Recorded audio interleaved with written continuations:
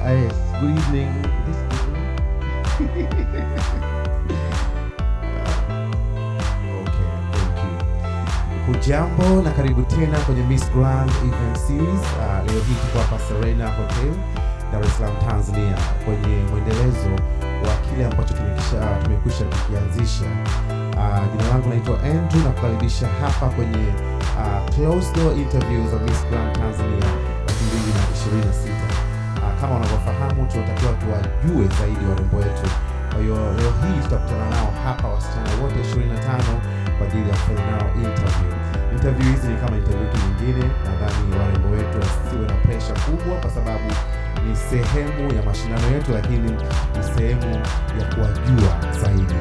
Leo hii kwenye closed door interview tutakuwa tuna majaji watatu ambao wao watakwenda kutusaidia ni nani anafanya vizuri na anafaa kuja kwenye top 5, lakini pia nani katika wasichana wote 25 ana uwezo mzuri zaidi wa kujibu maswali ya papo kwa papo. Asante sana. Naomba niwatambulishe judges wetu siku hii ya leo. Kwanza tunaye msichana mrembo sana, Dr. Annette David. Yes, Dr. Annette David ni biotechnology academician,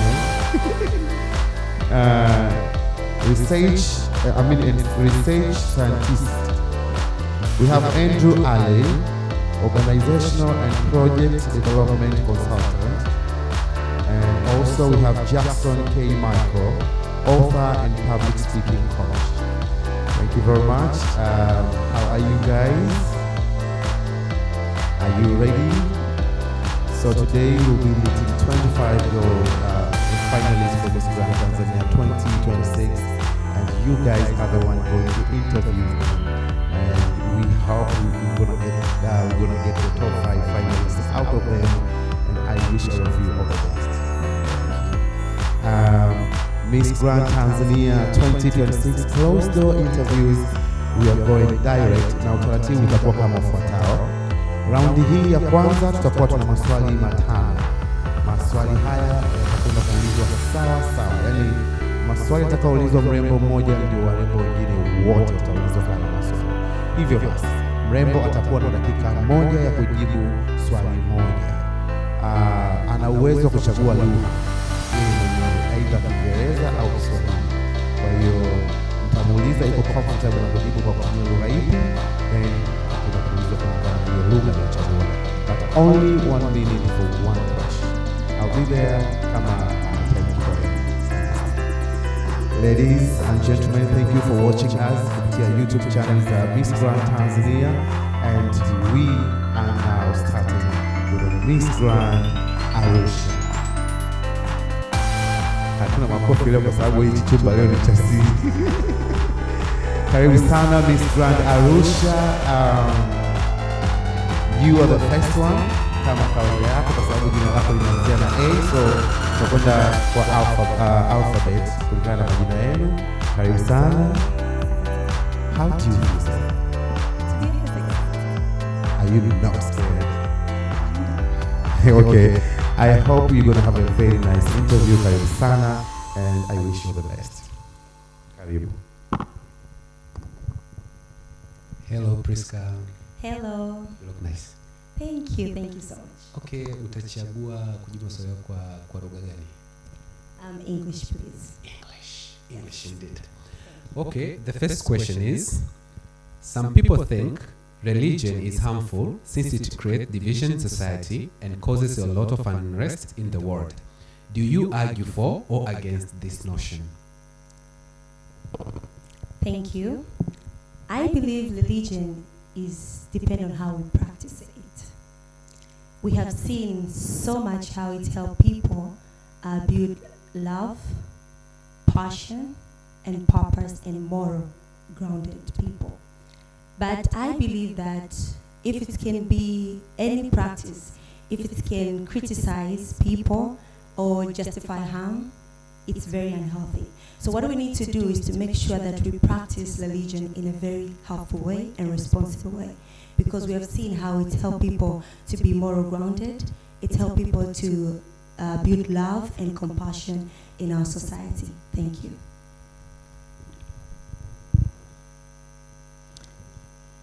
Hi, Priska. Hi, Annette. The second question, if democracy elects an incompetent leader, should experts have more power than voters, and why? Can you repeat the question, please? If democracy elects an incompetent leader, should experts have more power than voters, and why?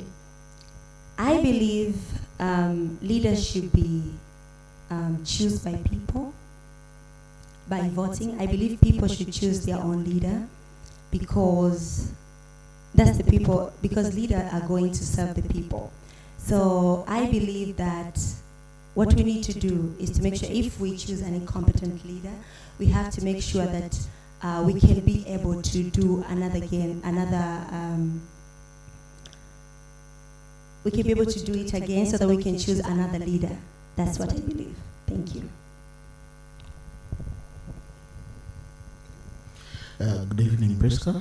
Good evening. How are you doing? Good. Okay, this is the next question. With the ongoing discussions and processes surrounding constitutional reforms in Tanzania, if you were Tanzania's president for a day, what constitutional power would you willingly give up and why? As a leader, I believe the laws were put there to protect the society. What I would do is to make sure that I improvise in making sure all the laws are enforced with by protecting human rights and also being able to help the people. So what I would do, I would not change anything in the Constitution. Rather, I will making sure that everything will be constantly enforced with the rights that help the people. That's what I would do. Thank you. Me again. Okay, question number 4. Every human being deserves a second chance. But do you think forgiveness is always stronger than justice? Yes. I believe on forgiveness. I believe on people making mistakes and learn from them. That's what's important. So if we can be able to respect one another and understanding each other, if someone is making a mistake, you be able to forgive them. I believe we can have a world or a society which respects each other and understand. So I believe on forgiveness more than justice. Thank you. Now, for the last question, is a good dictator better than a bad democracy? Repeat the question, please. Sorry. Is a good dictator better than a bad democracy? I don't believe on both dictatorship or bad democracy. What I believe, we need good leaders. Leaders who will be there for the people who they serve. I believe on understanding. I believe on accountability. I believe on leaders who believe on service for the people. What we need to do is to make sure that moving forward, as humans, as citizens, we are choosing leaders who are very accountable, who are transparent, and also who will be there for the service of the people they serve. I believe we can be able to do that. We'll be able to remove dictatorship, and we'll have a good democracy in our country. Thank you.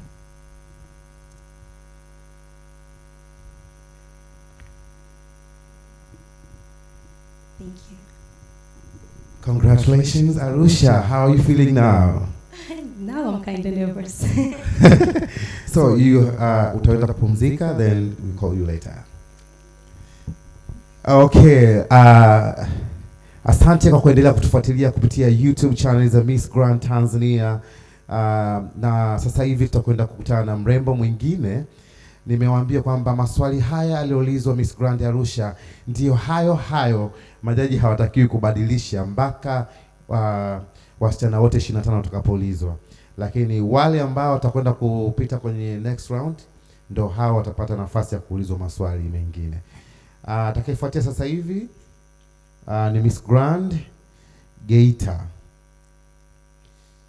Analetwa Miss Grand Geita kwa ajili ya interviews.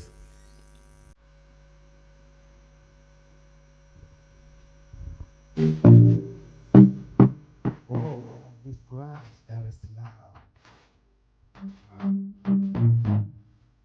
Okay.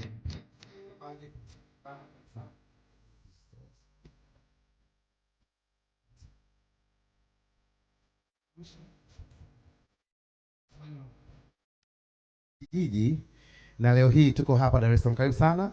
And unajisikiaje so far? Vizuri sana. Are you ready for the interview? Okay, karibu sana. Hawa ndio majaji wetu wako hapa tayari kwa ajili ya kuuliza. Unaweza kusogea karibu ya podium. Good evening, Dar es Salaam. Good evening. How are you? I'm fine. I hope you're okay. You're not nervous. Okay, so would you like to answer in English or Swahili? I would like to answer my question for Swahili language. Okay, Swahili language, okay. So this is your first question. Baadhi ya watu wanaamini kuwa dini ina madhara kwa sababu inatengeneza migawanyiko katika jamii na kusababisha migogoro mingi duniani. Je, unaunga mkono au unapinga mtazamo huu? Habarini mabibi na mabwana, kwa majina naitwa Lilian Moses Rashid, Miss Grand Dar es Salaam 2026. Asante kwa swali nzuri. Ningependa kujibu swali hilo kama ifuatavyo. Mimi napinga hoja. Napinga hoja kwa sababu dini inasaidia watu wengi sana. Dini inasaidia watu wengi sana kutimiza ndoto zao. Kama ukiamini dini, yani kama ukiamini dini kwamba itakusaidia. Lakini pia kwenye kupinga kwangu hoja kwamba dini inapotesha watu, hapo pia narudi kwamba dini inapotesha watu kwa sababu kuna watu wanaiamini dini na yani kuna watu wanaiamini dini kwamba kuna watu wanaiamini dini kwamba dini inapotosha kwa sababu thank you. Sorry.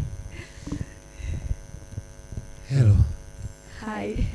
Calm down. Utapunzi.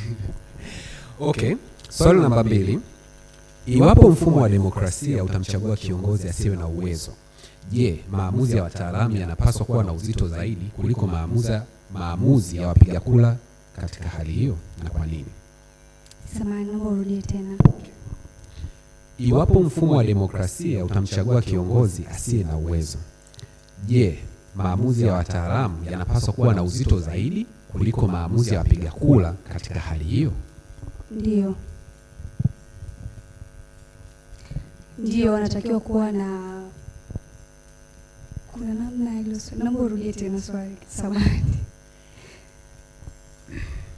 Iwapo kama mfumo wa uchaguzi wa Tanzania kwa mfano ukachagua kiongozi ambaye atakuwa ni incompetent, yani asiye na uwezo, je, katika hali hiyo wataalamu wawe na uwezo mkubwa na yani wawe na nafasi kubwa zaidi kusikilizwa kuliko kura za wananchi katika hali kama hiyo ikitokea? Yes, wanatakiwa kwa sababu wakimwachia yule mtu ambaye wamemchagua aendelee katika uongozi na hana uwezo, moja kwa moja itapelekea uongozi wa serikali kuwa chini. Kwa hiyo wao wanatakiwa kuchukua mamlaka au wanatakiwa kuchukua maamuzi kumchukua kiongozi mwingine ambaye ana uwezo na kuachana na zile kura.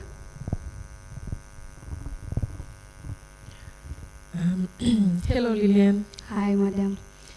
Swali la 3.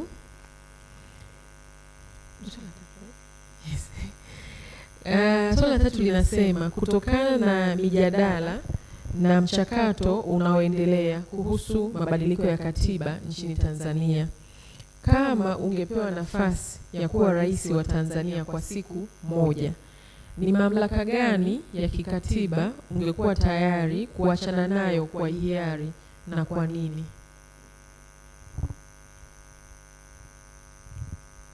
Ni mamlaka gani ya kikatiba ningeachana nayo kwa hiari na kwa nini?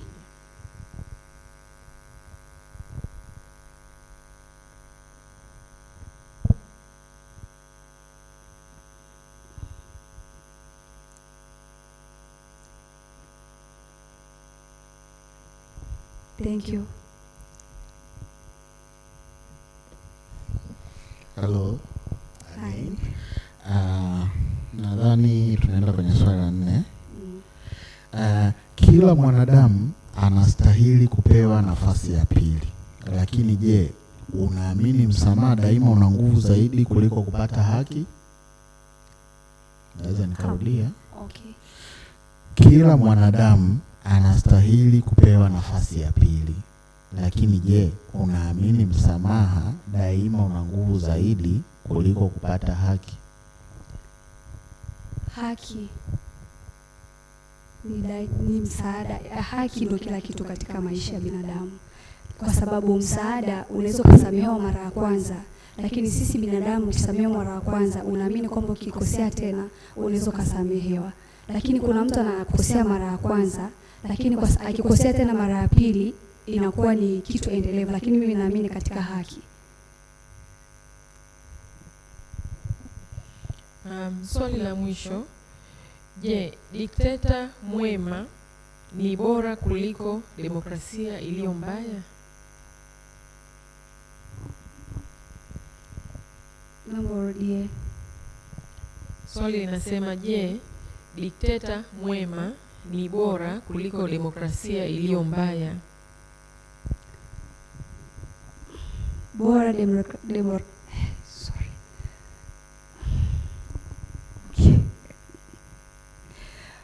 dikteta mwema.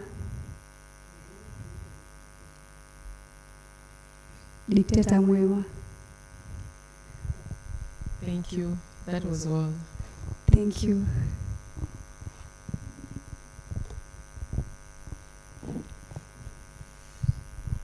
Thank you very much, Dar es Salaam. I wish all the best. Bahati mbaya leo hatuna makofi ya audience.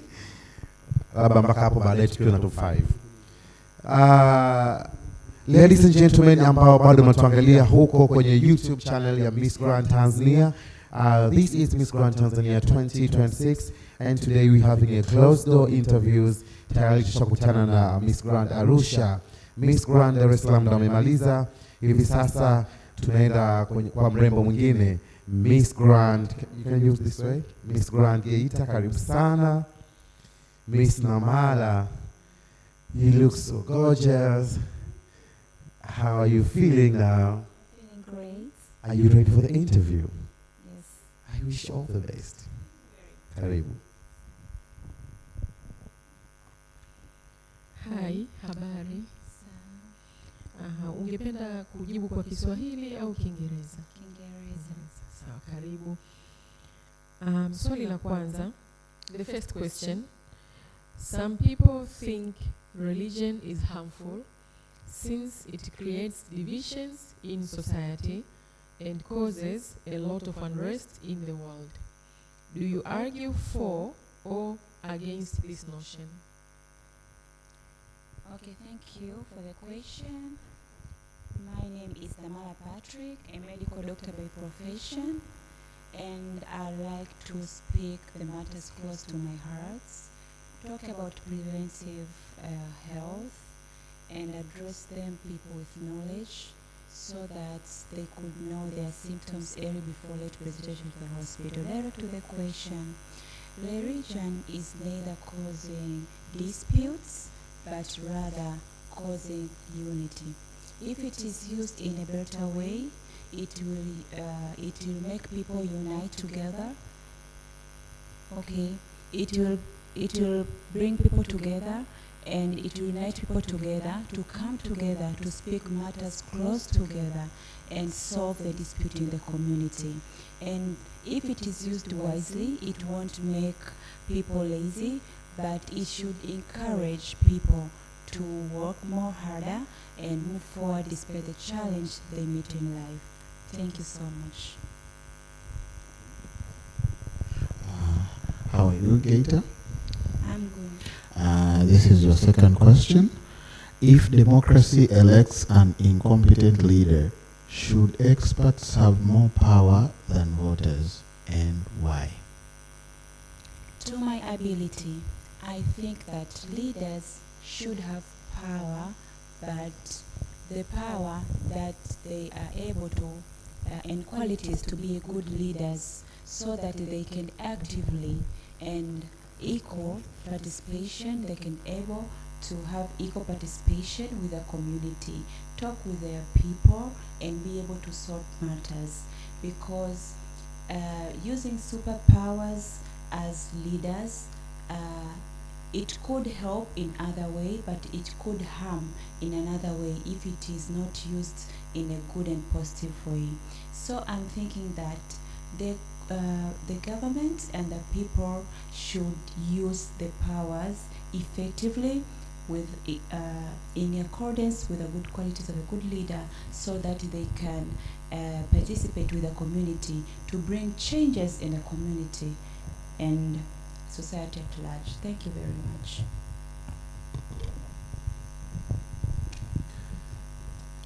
Within with the ongoing discussions and processes surrounding constitutional reforms in Tanzania, if you were Tanzania's president for a day, what constitutional power would you willingly give up and why? Can you repeat the question, please? With the ongoing discussions and processes surrounding constitutional reforms in Tanzania, if you were Tanzania's president for a day, what constitutional power would you willingly give up and why? To my ability, I would support the government and support the constitutional reforms, because the environment we are having is changing, and it leads us to many diversifications and change in the society, so that it needs time to time constitutional reforms. So to my best ability, I would support the government to meet it with its people, encourage active participation in the community, listen to the problems of their community, and together I believe we can change the society by active participation and good listening, and together change the community by coming with the proper solutions and listen to the people. And other thing which I could insist, I think the government should increase, should enhance, and thank you so much. Hi again. Question number 4. Every human being deserves a second chance. But do you think forgiveness is always stronger than justice? Forgiveness is neither stronger than justice. They are both equal. They are both equal used in a different way. Because as a doctor, I've observed large number of people with mental health and drug addiction, and that they deserve a second chance in life. No matter how they faced in life, they fall in such category. So these people need a second chance and timely to timely awareness, and insist that they have the second chance and they can do better and they can change to be better persons in life. Thank you so much. Thank you. And this is your final question. Is a good dictator better than a bad democracy? Sorry, can you repeat, please? Is a good dictator better than a bad democracy? There's no good dictator, according to my opinion. Dictatorship involves using the super power in a misuse way. It leads people to use their supernatural not in a good way, or superpowers not in a good way, and this might lead to loss of lives. And as a doctor, I've observed the effects of war and loss of lives to many people, and also disease outbreaks due to wars. So to my opinion, I think dictatorship is not a good way to lead, but active participation and qualities of a good leader can lead to a proper decision making, and act together with the community with active participation to bring change in the society. Thank you very much.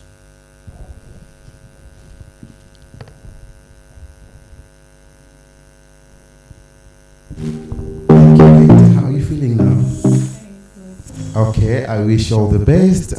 Unaweza kwenda kupumzika. Okay. Okay, kama Geita atafanikiwa kuingia kwenye top 5, basi ataweza kuingia kwenye next round ya maswali. Kwa wote ambao mnatazama kupitia YouTube channel yetu ya Miss Grand Tanzania, we having a closed door interview hapa Serena Hotel jijini Dar es Salaam. Tayari tumeshakutana na Miss Grand Arusha, Dar es Salaam pamoja na Geita, and now we have the beautiful lady. How are you? Fine. Miss Grand Kagera, are you ready for the interview? Ready? Okay, karibu sana. Kila swali moja utalijibu kwa dakika moja. Karibu sana.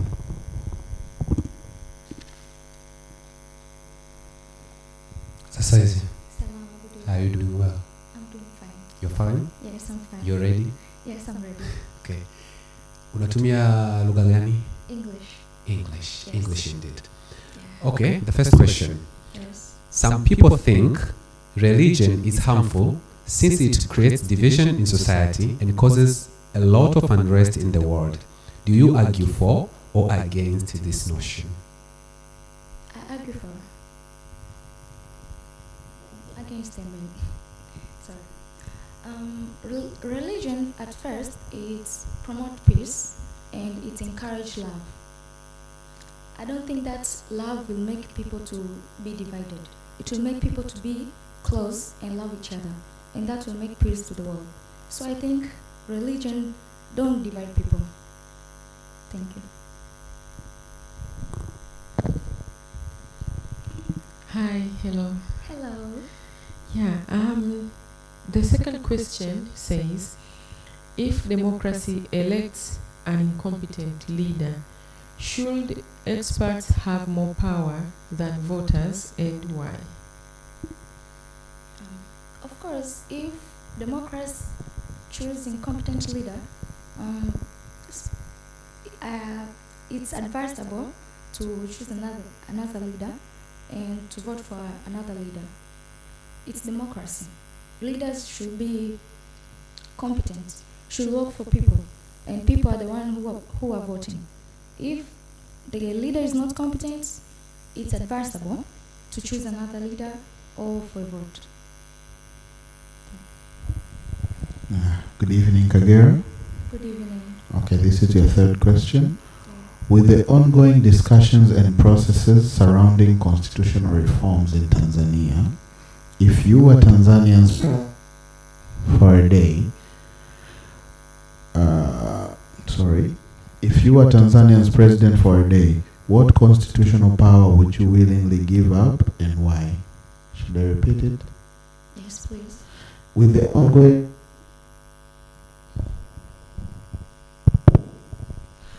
ongoing discussions and processes surrounding constitutional reforms in Tanzania, if you were Tanzania's president for a day, what constitutional power would you willingly give up and why? Thank you. If I were president, I will not be willing to give any constitutional power, because I believe all people who were seated in the parliament to create the constitution were mentally okay and they know what they were doing. If the constitution power that were given to the president and the president did not do it, that means the president was the one who did not be competent to that position. So I'll not be willing to give up that constitution power, but I'll work on it. I'll work on it to make the better country to my country and have a workplace. Thank you.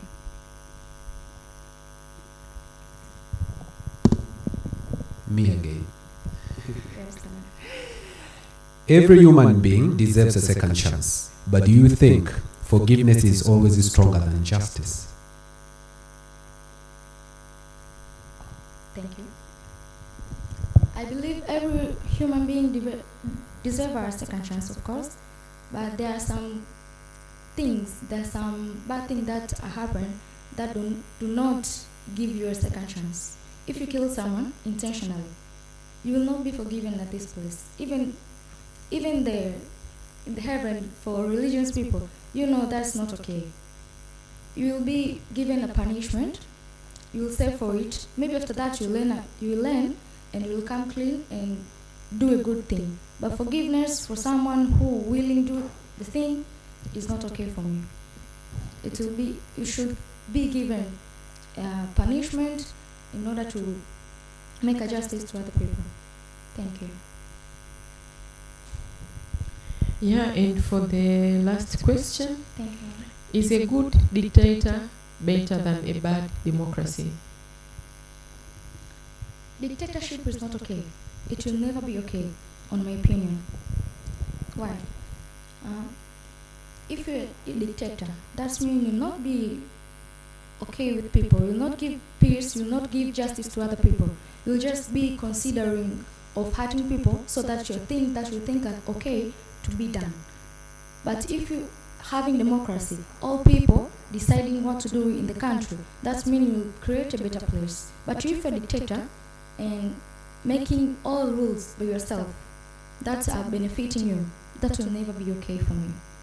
And I think democracy is the best in the whole world, and it promotes peace more than dictatorship. Thank you.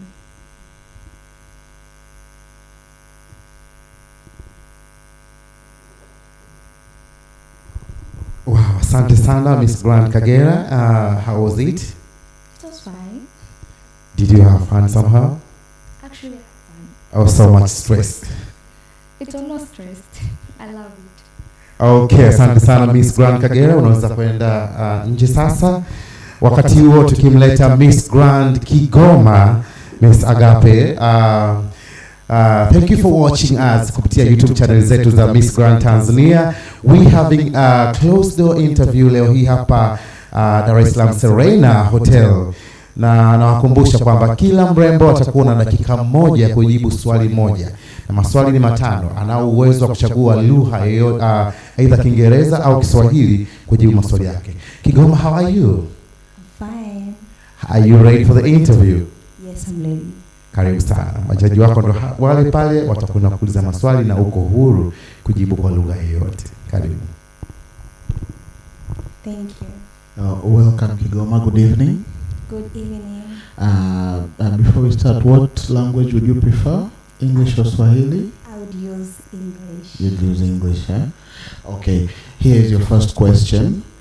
Some people think religion is harmful, and since it creates division in society and causes a lot of unrest in the world, do you argue for or against this notion?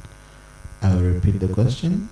Some people think religion is harmful since it creates divisions in society and causes a lot of unrest in the world. Do you argue for or against this notion? Okay, I would say religion is not dangerous. We are in a community of which religion is teaching us to love each other. It's showing us like we should have faith in whatever we do.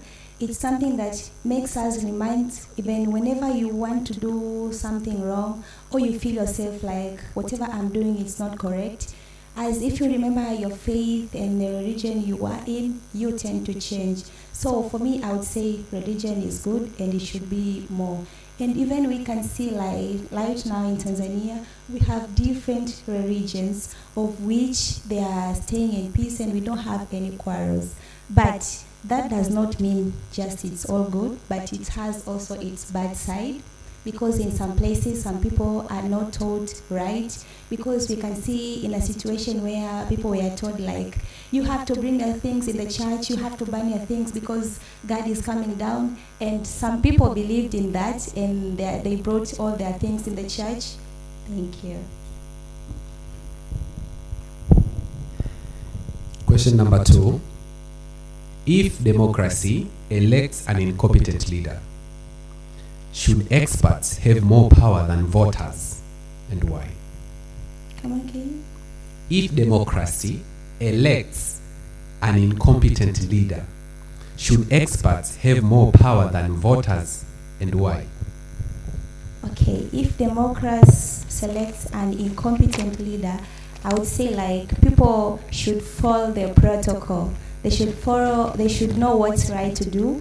As before you argue on something, they should choose a correct way on how to address so that they may repeat the election and get the right person they want. As I can use a good example of our own country, it once happened, but due to that issue, after people did and reported on the issue, it was revealed and they came out with the answers like it's allowed and they were free. Hi, good evening. Good evening.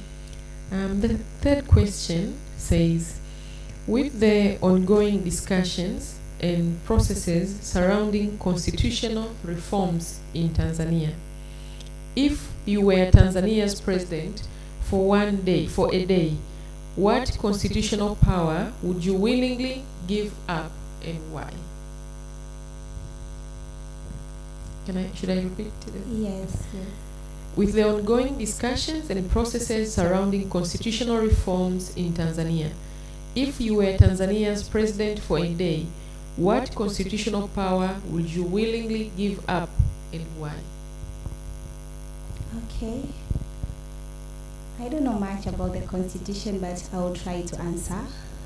The most power that I would advise is like I would make like people know that women should be given a more chance to leadership, because we are in a community of where women are just left behind because due to different myths and things going around in the community. So that would give a chance for them to get education, more education on terms of leadership, that it will help in change. Thank you.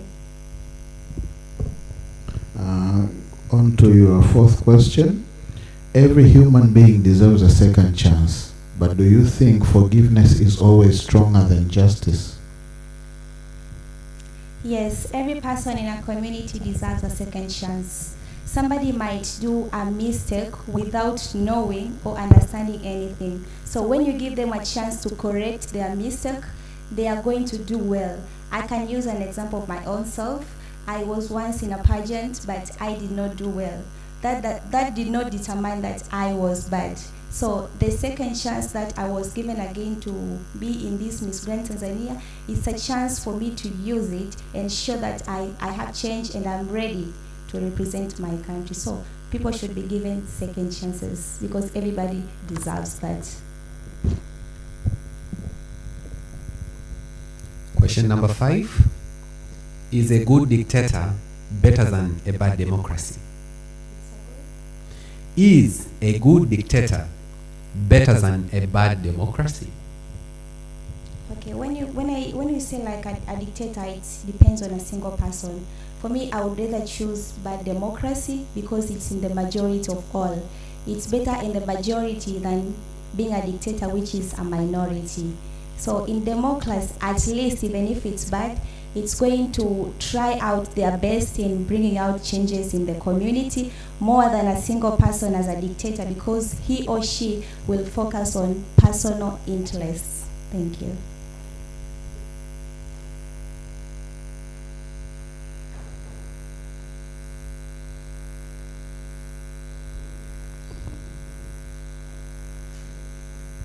Okay, thank you, Kigoma. How was it? It was nice. Pressure? Somehow, but now I'm fine. I wish you all the best, and maybe you're gonna make the top 5. I don't know. Okay, asante kwa kutuangalia kupitia YouTube channel zetu za Miss Grand Tanzania. Today we having a closed door interviews hapa Dar es Salaam Serena Hotel. Tumetoka kwenye kwa Miss Grand Kigoma and now direct to Miss Grand Kilimanjaro.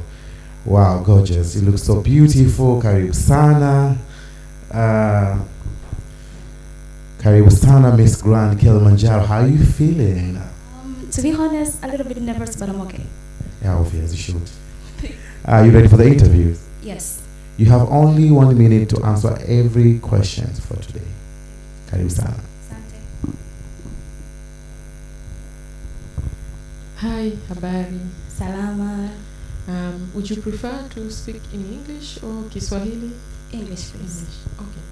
Karibu. The first question says, some people think religion is harmful since it creates divisions in the society and causes a lot of unrest in the world.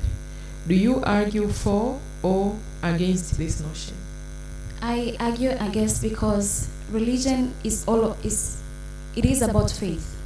Be it you're a Muslim, be it you're a Pagani, be it you're Christian and any other religion, but I believe what you believe is the faith that you have. Now, since we are actually from different societies, but it depends on how we are raised. Does it mean that how we are raised that our communities that surround us, like, are we differentiated by what our parents taught us, or are we or we can separate ourselves by what we believe in? So I believe everything starts with faith and not religion. Okay, this is your second question. If democracy elects an incompetent leader, should experts have more power than voters, and why? Experts should not have the power to allow the incompetent leaders to be in power, because we are the voters and the leaders should actually listen to what we voters want. So now these our voters, we as our voters, we tend to determine who we want to be our leaders. Now, since there is incompetence of the leaders, then I think experts should not, they don't have any mandate to allow people to be in positions and to lead people.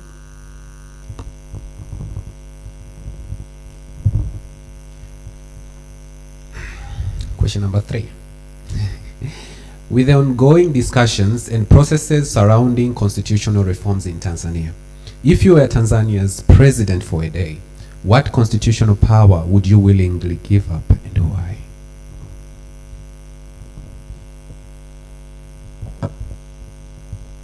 Can you repeat again, please? With the ongoing discussions and processes surrounding constitutional reforms in Tanzania, if you were Tanzania's president for a day, what constitutional power would you willingly give up and why? Oh, I believe what I'm going to change or to give up is, teachers to teach, the incompetence of teachers to teach other people. We grow up and we see that the Form 4, the failures, forgive me if I'm wrong, the Form 4, the failures, they are taken to go and learn teaching skills or to teach other people. Now, if you are incompetent, now you were not a good student and you failed, how do you have, how guts, or what guts do you have to teach other people? So I think the constitution that I will change is the education system in general. Question number 4. Every human being deserves a second chance. But do you think forgiveness is always stronger than justice? I believe that forgiveness is stronger than justice, because if somebody is given a second chance, it means that they already knew the mistake and they want to repent and they want to change their ways. So justice, yes, it might change, but forgiveness, it should be the first thing anybody should be given to continue. Okay, thank you. And this is your final question. Is a good dictator better than a bad democracy?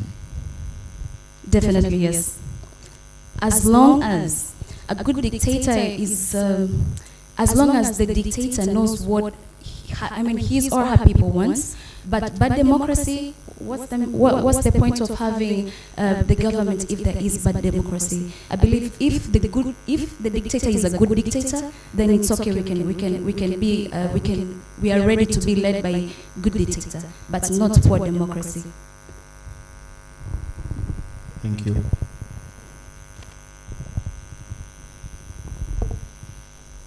Okay, Kilimanjaro, how was it?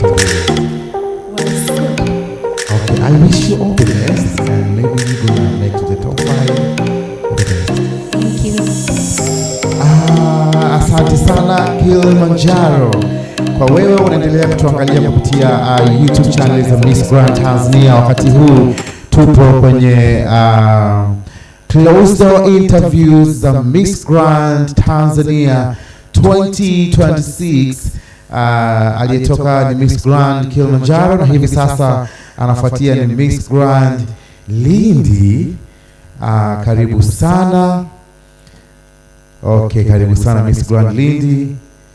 Tuko hapa, unayo maswali 5 ya kuyajibu na kila swali moja utalijibu kwa dakika 1. Pole sana, alikuwa hayuko sawa, tuko hospitalini jamani. Okay, kwanza pole sana kwa kuumwa. Asante sana. Unajisikiaje? Okay, karibu sana. Kwa sababu umefika hapa, hii ndio closed door interview na uko huru kujibu swali kwa lugha yoyote, aidha Kiswahili au Kiingereza. Karibu sana. Are you comfortable to stay alone or can I sit with you? Mimi nisimame na wewe hapa. Unaweza, kuna pole. Okay. Anasimamia hapa. Okay. Karibu sana, Odiria. Hello. Hello, judges. Good afternoon. It's already evening though, but I will let it pass. Ongera pia, because I can see kwamba haupo vizuri sana, but you've just shown up, so to me you have already won already. Kwa hiyo ongera. So utatumia lugha gani? Ungependa kutumia lugha gani? Ningependa kutumia lugha ya Kiingereza. Kiingereza. English indeed.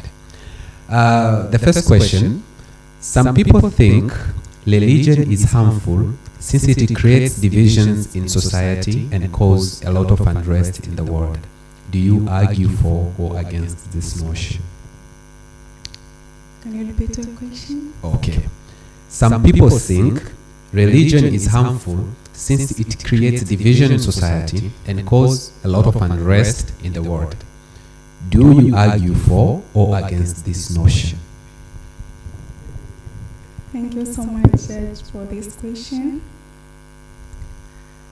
I'm against of this because I believe that the religion, especially in my country, Tanzania, they taught different things. They promote humanity and they promote peace. So I would like to say that every person can be free and fair about you and your religion, but religion that does not promote harm in the society. Thank you. Hi. Hi, Judge. Pole, Dria. Asante. Get well soon. The second question is, if democracy elects an incompetent leader, should experts have more power than voters, and why? Sorry, can you repeat your question? No problem.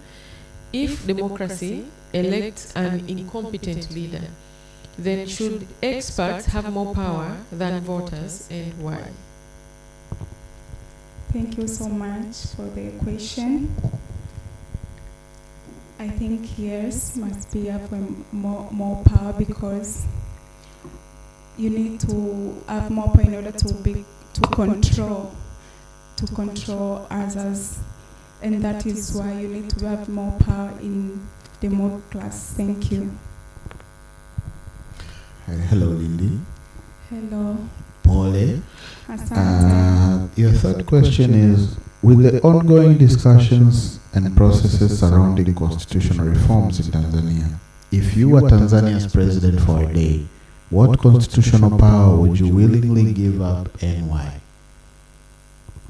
Sorry, can you repeat the question? With the ongoing discussions and processes surrounding constitutional reforms in Tanzania, if you were Tanzania's president for a day, what constitutional power would you willingly give up and why? Thank you so much for the question, Judge. First of all, I believe that Tanzania have a different rule and regulation, and that regulation it's been found since we get a free and fair election, so that if I will be a president of Tanzania, I'll continue to protect and promote good election. Thank you. Question number 4. Every human being deserves a second chance.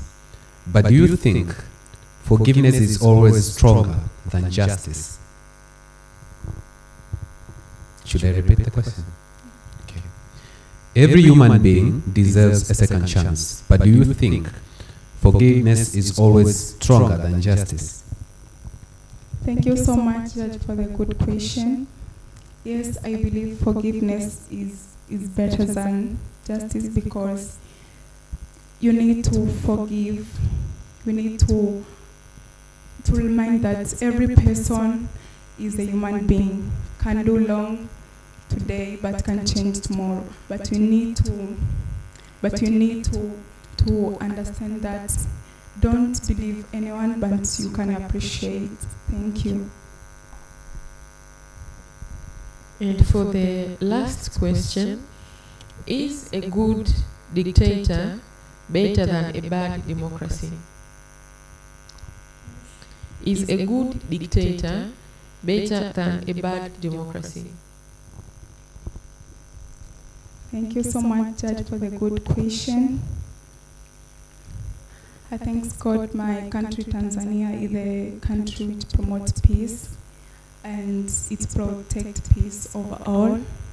So I believe that peace is a better and is a founded, is the root of every growth in the country. So I can say that I will stick with this progress of peace and fair in my country. Thank you.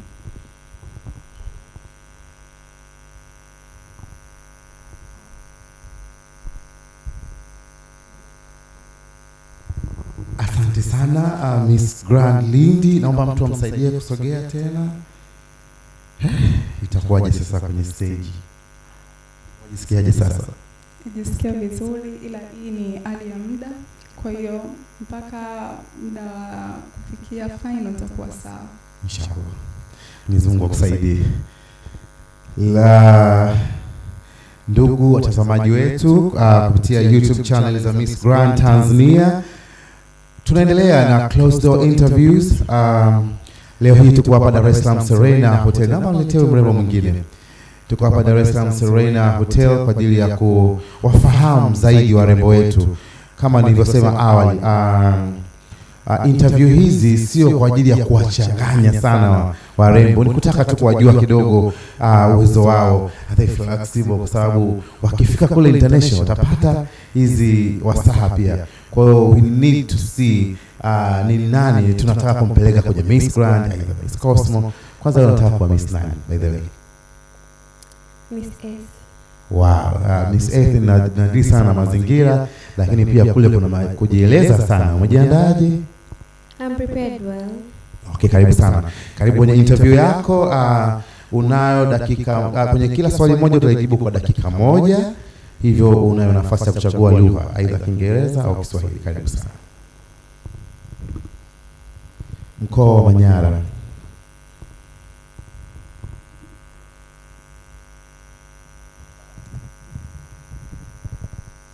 Hi Manyara. Hi.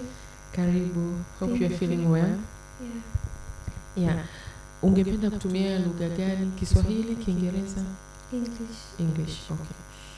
I will start with the first question, which says, some people think religion is harmful since it creates divisions in society and causes a lot of unrest in the world.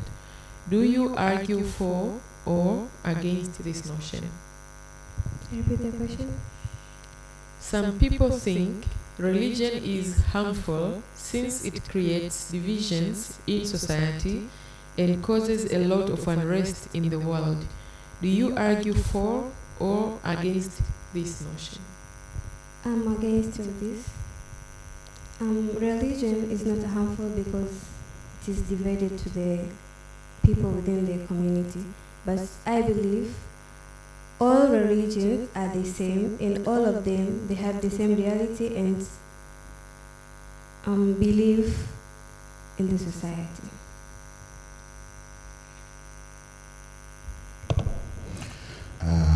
Question number 2. If democracy elects an incompetent leader, should experts have more power than voters, and why? Repeat the question. If democracy elects an incompetent leader, should experts have more power than voters, and why? The experts, they have no power than voters, because voters are those people who make the elections to be proceeding. Yes. Hey. Hi. Question number 3. With the ongoing discussions and processes surrounding constitutional reforms in Tanzania, if you were Tanzania's president for a day, what constitutional power would you willingly give up and why? The constitutional power I'm going to give up is to empowering the youth people, because I believe the young people are the people for. I will empower the young, because I believe it's the skills for future and the leaders of the future. Thank you. Question number 4. Every human being deserves a second chance, but do you think forgiveness is always stronger than justice? Forgiveness is always stronger than justice, because if we forgive a person or people, it may make him or her to make a perfect way to solve his problems and the thing that he done or she done. Thank you. Okay, this is your final question, Manyara. Is a good dictator better than a bad democracy? Is a good dictator better than a bad democracy? A good dictator is not better than a bad democracy, because a good dictator, it may lead the war within the community and make people misunderstanding with each other. Thank you.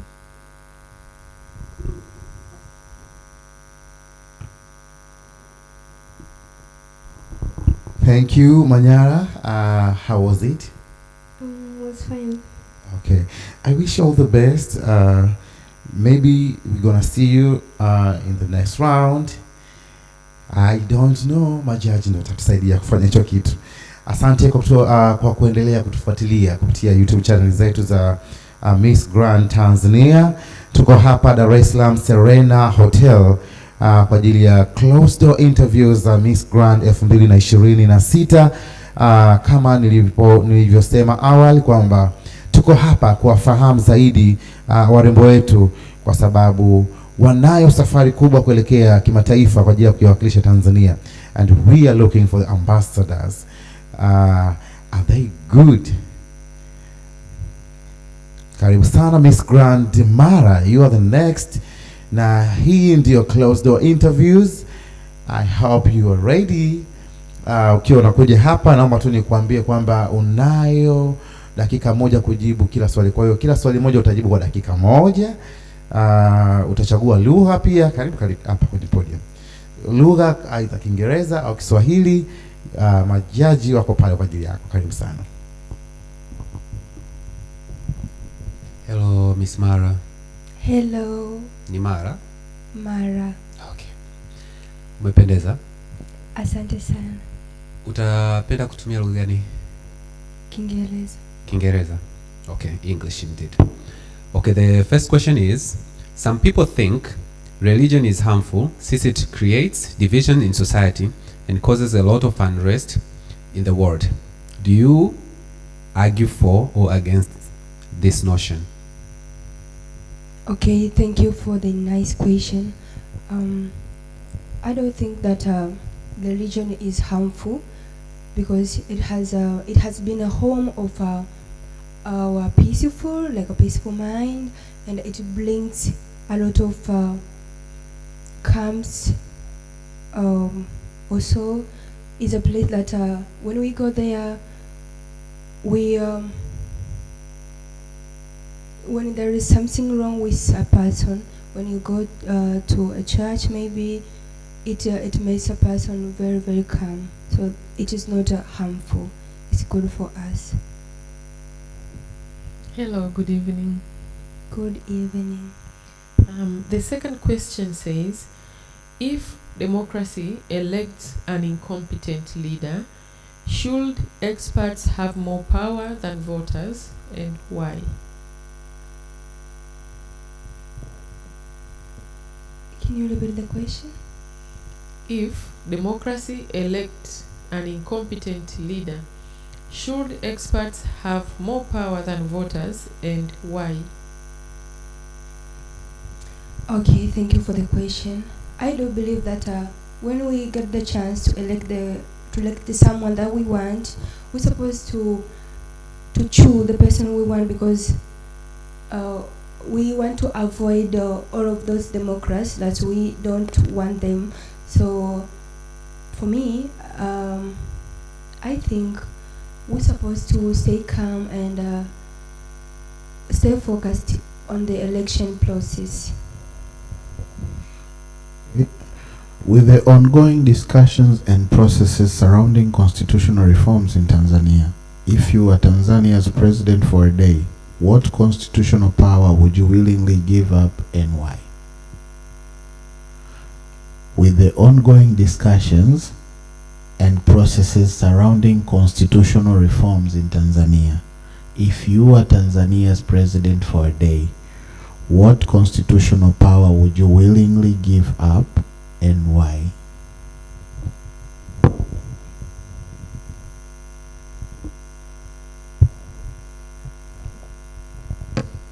Okay. For what I think everything is based on the laws and legislation. So, if I were the president, I would go for laws that deals with those matters.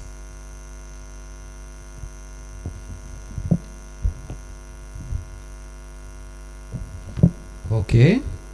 The question number 4. Every human being deserves a second chance.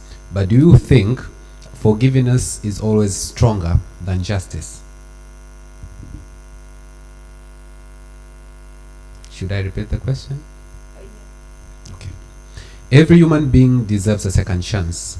But do you think forgiveness is always stronger than justice? Yes, for me, I think forgiveness is very, very important, because we are human beings. We make mistake, and when you make mistake at first time, you need to be forgiven, because we also knows that there is God. God has said we're supposed to forgive ourselves 7 times 70. So who are you not to forgive?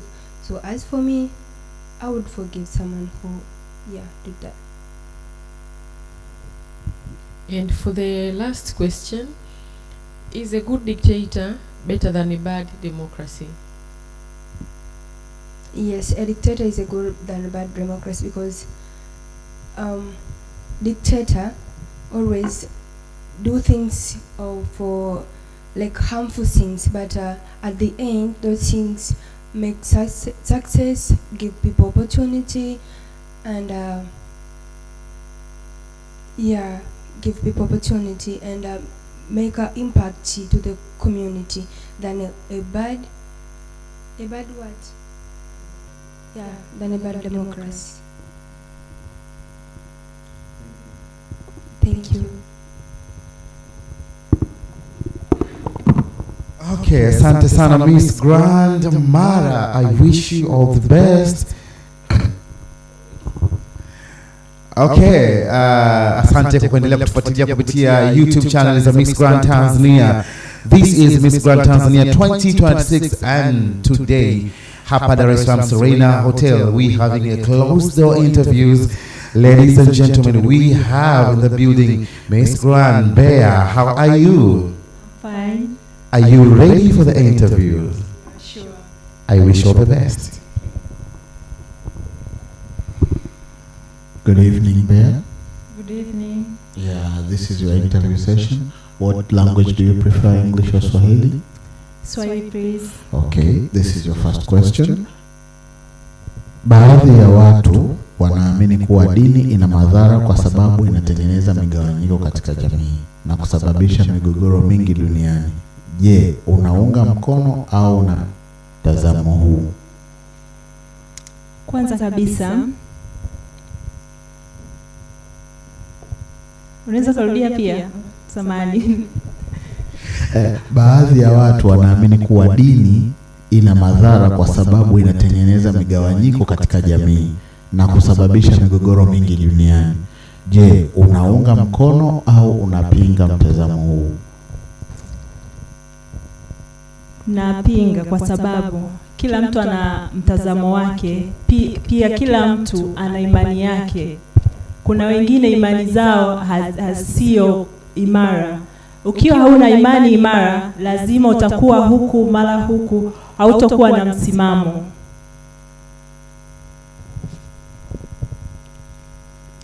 Okay, hello. Hello. Okay, swali namba 2. Iwapo mfumo wa demokrasia utamchagua kiongozi asiye na uwezo, je, maamuzi ya wataalamu yanapaswa kuwa na uzito zaidi kuliko maamuzi ya wapiga kura katika hali hiyo? Okay, sawa. Iwapo mfumo wa demokrasia utamchagua kiongozi asiye na uwezo, je, maamuzi ya wataalamu yanapaswa kuwa na uzito zaidi kuliko maamuzi ya wapiga kura katika hali hiyo? Yatakuwa na uzito kwa sababu tayari wameshamchagua. Hata kama wakiendelea kuongea haitobadilisha chochote kwa sababu tayari wameshachagua. Habari ya jioni. Salama. Karibu. Asante. Swali la 3 linasema, kutokana na mijadala na mchakato unaoendelea kuhusu mabadiliko ya katiba nchini Tanzania, kama ungepewa nafasi ya kuwa rais wa Tanzania kwa siku moja, ni mamlaka gani ya kikatiba ungekuwa tayari kuachana nayo kwa hiari na kwa nini? Kwanza kabisa, ningewapa nafasi kuwasikiliza. Alafu pia ningewasikiliza viongozi ambao waliopo chini yangu. Hapo ndo ningeelewa au ningetambua, ningekusanya mawazo yao yote. Alafu ningeamua kitu kimoja ambacho kingeleta usawa. Kila mwanadamu anastahili kupewa nafasi ya pili. Lakini je, unaamini msamaha daima una nguvu zaidi kuliko kupata haki? Msamaha kwa namna moja ya mwingine inaweza ikawa na nguvu, ila haki itabaki kuwa haki tu. Hata kama umeomba msamaha, ila haki itaendelea kuwa haki tu. Swali la mwisho. Je, dikteta mwema ni bora kuliko demokrasia iliyo mbaya? Je, dikteta mwema au aliye bora ni bora kuliko demokrasia iliyo mbaya? Bora dikteta bora kuliko demokrasia ambayo iliyo mbaya.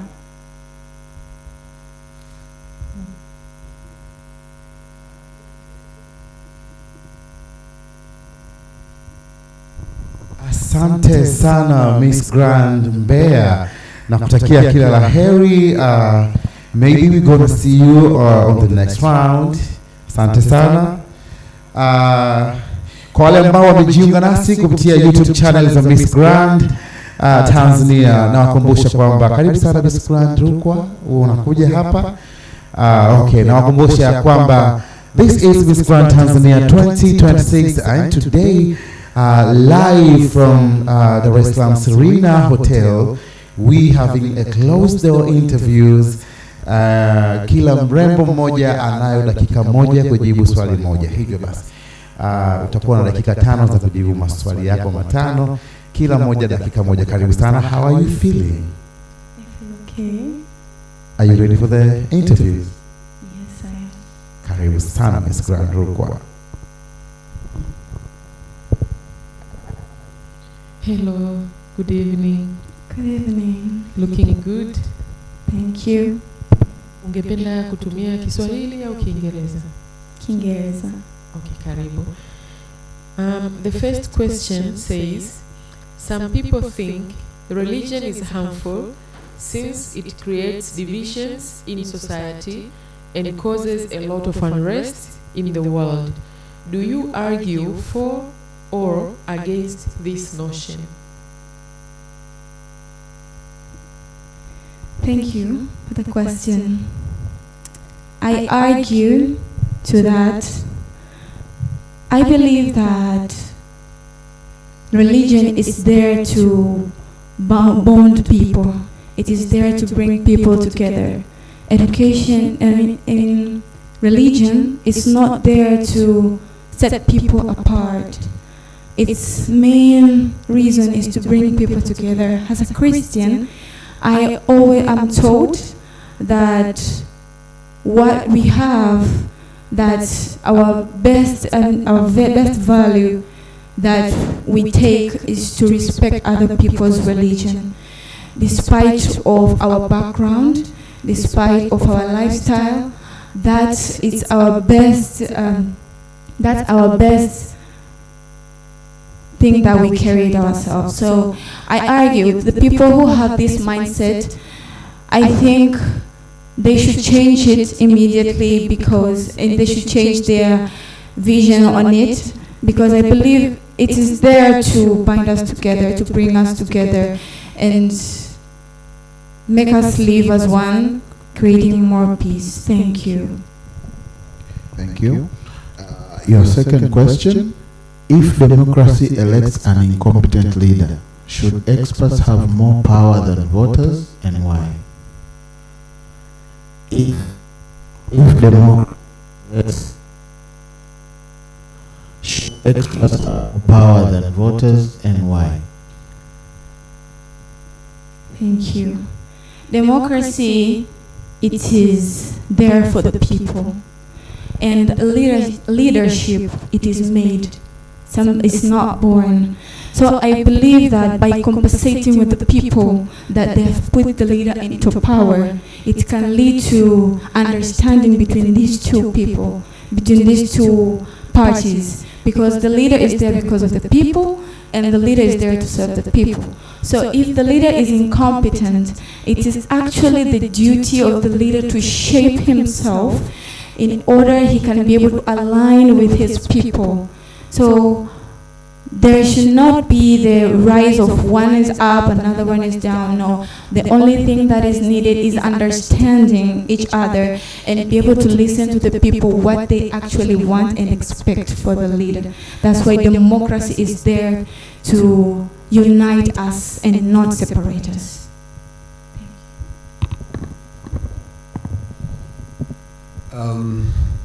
Question number 3. With the ongoing discussions and processes surrounding constitutional reforms in Tanzania, if you were Tanzania's president for a day, what constitutional power would you willingly give up, and why? Should I repeat the question? Okay. With ongoing discussions and processes surrounding constitutional reforms in Tanzania, if you were Tanzania's president for a day, what constitutional power would you willingly give up, and why? Thank you. I believe that the Constitution, it is there in order to make the country run in a proper manners. Because without Constitution, that means the country, it is in a very wrong way. The Constitution is what leads the country to its ways. So if I'll be given a chance to give up one, I wouldn't give up anything, but I will emphasize in shaping our leadership system until a people reach to that level of want changing of constitution. That means there is misunderstanding in our leadership system. So by shaping our leadership system, that can bring satisfactory to our people, so that they can be able to understand that, oh, we have misunderstood these people. These people have great vision with us. Thank you. Question number 4. Every human being deserves a second chance. But do you think forgiveness is always stronger than justice? As a Christian, I'm a Christian, we are told to forgive. But in our holy book, the Bible, it does not tell us that forgiving means avoiding consequences. Everything has consequences. Even our Father in heaven, even when He forgives us, still we face the consequences. That means karma is still there.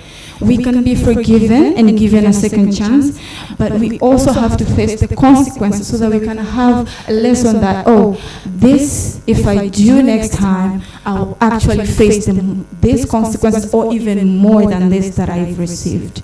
So forgiveness, it is there and it is mandatory. It helps a person to be able to build themselves up again and correct themselves. But consequences should be there so that it can teach them a lesson, so they should not be able to repeat the same mistake. Thank you. Okay, Rukwa, this is your final question. Is a good dictator better than a bad democracy? Is a good dictator better than a bad democracy? Thank you for the question. Both they aren't good. They are not good, especially for the nation that wants to rise. They are not better. Because when it comes to dictatorship, it's the same, it's more worse because people are hurting more than anyone can imagine. The same thing with bad democracy is the same. But I believe that these two, they can be sharpened.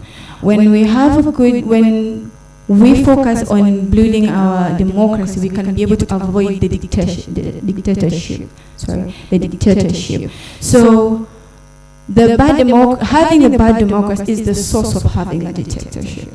If we can have a proper system by checking every candidate before doing the election, we can absolutely get a good leader. So we have to shape our democracy to avoid the dictatorship that some of the country faces. Thank you.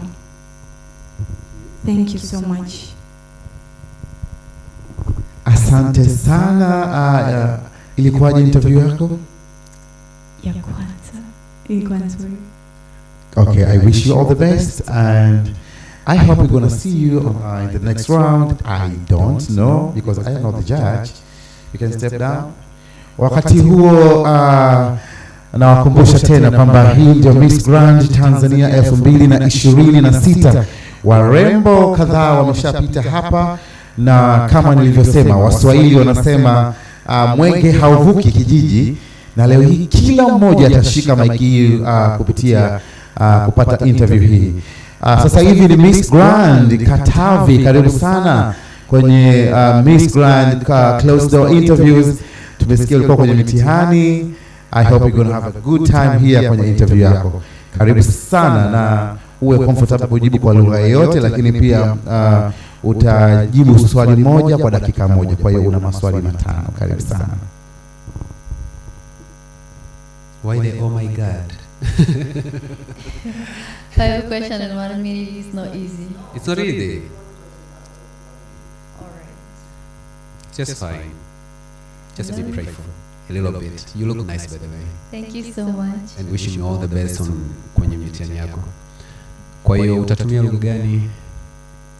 I would like to use English. English, yes. Indeed. Okay. The first question is, some people think religion is harmful since it creates division in society and causes a lot of unrest in the world. Do you argue for or against this notion? I believe that religion is not the source of division in the world. If people will agree each other and then we can be kind to everyone. We show love through our religion. Hopefully it's gonna be good. Thank you so much. Asante. The second question says, if democracy elects an incompetent leader, should experts have more power than voters, and why? Please, can you repeat the question? Sure. If democracy elects an incompetent leader, should the experts have more power than voters? Why? I believe, first of all, democracy is a place where there is a freedom when it's come about choosing. But when you're choosing uncompatible leader, this cannot be good because, first of all, there is a lot of things can image, especially an echo that can also threaten even the peace of the state. Okay. This is your third question. With the ongoing discussion and process surrounding constitutional reforms in Tanzania, if you were Tanzania's president for a day, what constitutional power would you willingly give up and why? I will repeat. With the ongoing discussions and processes surrounding constitutional reform in Tanzania, if you were Tanzania's president for a day, what constitutional power would you willingly give up and why? First of all, I will deal with reducing the power of the president. And this is not because a lot of people they are against with a certain leadership, but this in order to give everyone in the community the same right to speak and to do a judgment that can lead to the positive impact to the society, and not only based on one person, like the biggest position of the leader, like a president. So they need to reduce the power of the president. Question number 4. Every human being deserves a second chance. But do you think forgiveness is always stronger than justice? As a young girl, I believe sometimes we are wrong, sometimes we can do good. But we both need justice and forgiveness. And this all is to make sure that every day we are upgrading and become good to the society. I think both are important, justice and forgiveness. And for the last question, is a good dictator better than a bad democracy? First of all, as we all know, democracy is the government of the people, by the people, to the people. Means we need a freedom. To be a dictator leader, but when you conduct or leading the country with a good vision, you are a responsible leader. You make sure everyone is get the same rights. Everyone has a right to live. We stand for human rights. I believe that is a good thing than to be in a bad democracy than to be a dictator leader. So if there is a dictator leader who is responsible, who is responsible, a leader who acts good in fairness and justice, that is a good leader and not a bad leader. So it's good for standing for responsibility, justice, and also to be a leader who promotes the equal rights to everyone in the society. Thank you so much. Asante sana, Miss Grant Katavi. I wish you all the best, and maybe we're going to see you on the next round. Okay, leo wanafunzi ni wengi. Miss Grant Dodoma is here, and you are the next. Thank you for watching us kupitia YouTube channel za Miss Grant Tanzania and kutokea hapa Serena Hotel jijini Dar es Salaam. tuko hapa kwa ajili ya closed door interviews. Tushakuwa na warembo kadhaa na sasa hivi tuendelea na wengine. Karibu sana Miss Grand Dodoma. How are you feeling? Can you come close kwangu? Asante sana. How are you feeling? I'm feeling great. Are you ready for the interview? I'm ready. Unayo dakika moja kujibu swali moja. Hivyo basi utakuwa na maswali matano ambayo utachagua lugha ya kujibu. Then every one question ina dakika moja. Karibu sana. I wish you all the best. Thank you so much. Good evening, Dodoma. Good evening. What language would you prefer, English or Swahili? I prefer English, please. Okay, let's start then. This is your first question. Some people think religion is harmful since it creates division in society and causes a lot of unrest in the world. Do you argue for or against this notion? Thank you for the good question. I would like to say religion is not the source of diversity. Religion is the source of unity. It brings peace. It brings transformation of souls of people who can believe in themselves. God is the only creator who can change people, who can help people. And everything in the world is given by the power of God. So religion is not the source of transformation. It is the source of unity. But people make it a source of diversity in the world. So I argue that religion is not the source of diversity. It is the source of peace, source of unity, and everything under the world is given by the power of God. Thank you. Thank you. Question number 2. If democracy elects an incompetent leader, should experts have more power than voters, and why? Thank you so much for a good question. As an aspiring leader, I would like to answer this question as follows. Democracy should be given chance, not only on the side of leaders, but the voters are the ones who can give the impact, who can show us who truly deserves to be a leader. So democracy is something that can help to create and transform the lives of the people. How much it can help to touch and uplift others, and not how only leaders should give their own interests. The power of people is great than only leaders. Leaders are made there, but they stand on behalf of the people. So the people are the ones to determine that democracy is good. Thank you. Yeah, good evening. Good evening. For the third question, with the ongoing discussions and processes surrounding constitutional reforms in Tanzania, if you were Tanzania's president for a day, what constitutional power would you willingly give up and why? Thank you so much. A constitutional power that I would like to give as a president, if I would be a president, first, as a student of Bachelor of Customs and Tax Management, I would like to empower or to take a policy of fair taxation among the people.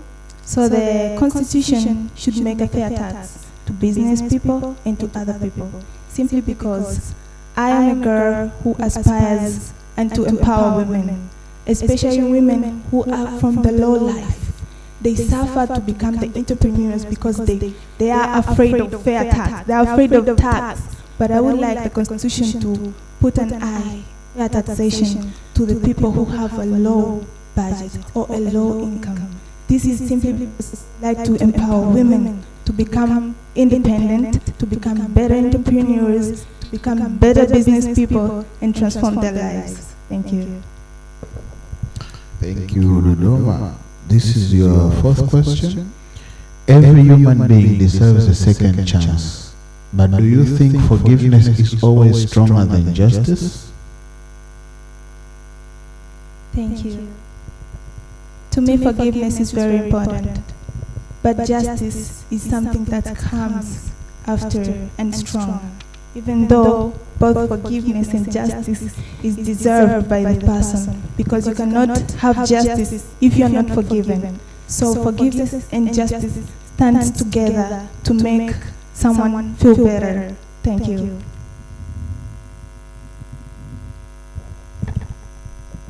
The last question, the fifth one. Is a good dictator better than a bad democracy? Pardon? Is a good dictator better than a bad democracy? Thank you. I would like to say, to me, both they are not good. Being a dictator is something that can make a person feel he or she can own herself, his or her own interests. And also bad democracy at the same as well. Because as we have seen an example of the effects of both dictatorship and bad democracy, a biggest impact that affects the society is corruption. Corruption has become a problem to the world, has become a problem to many of people. So to me, both they don't work. I think a fair leadership, a fair government is something that is required in the world. Thank you so much.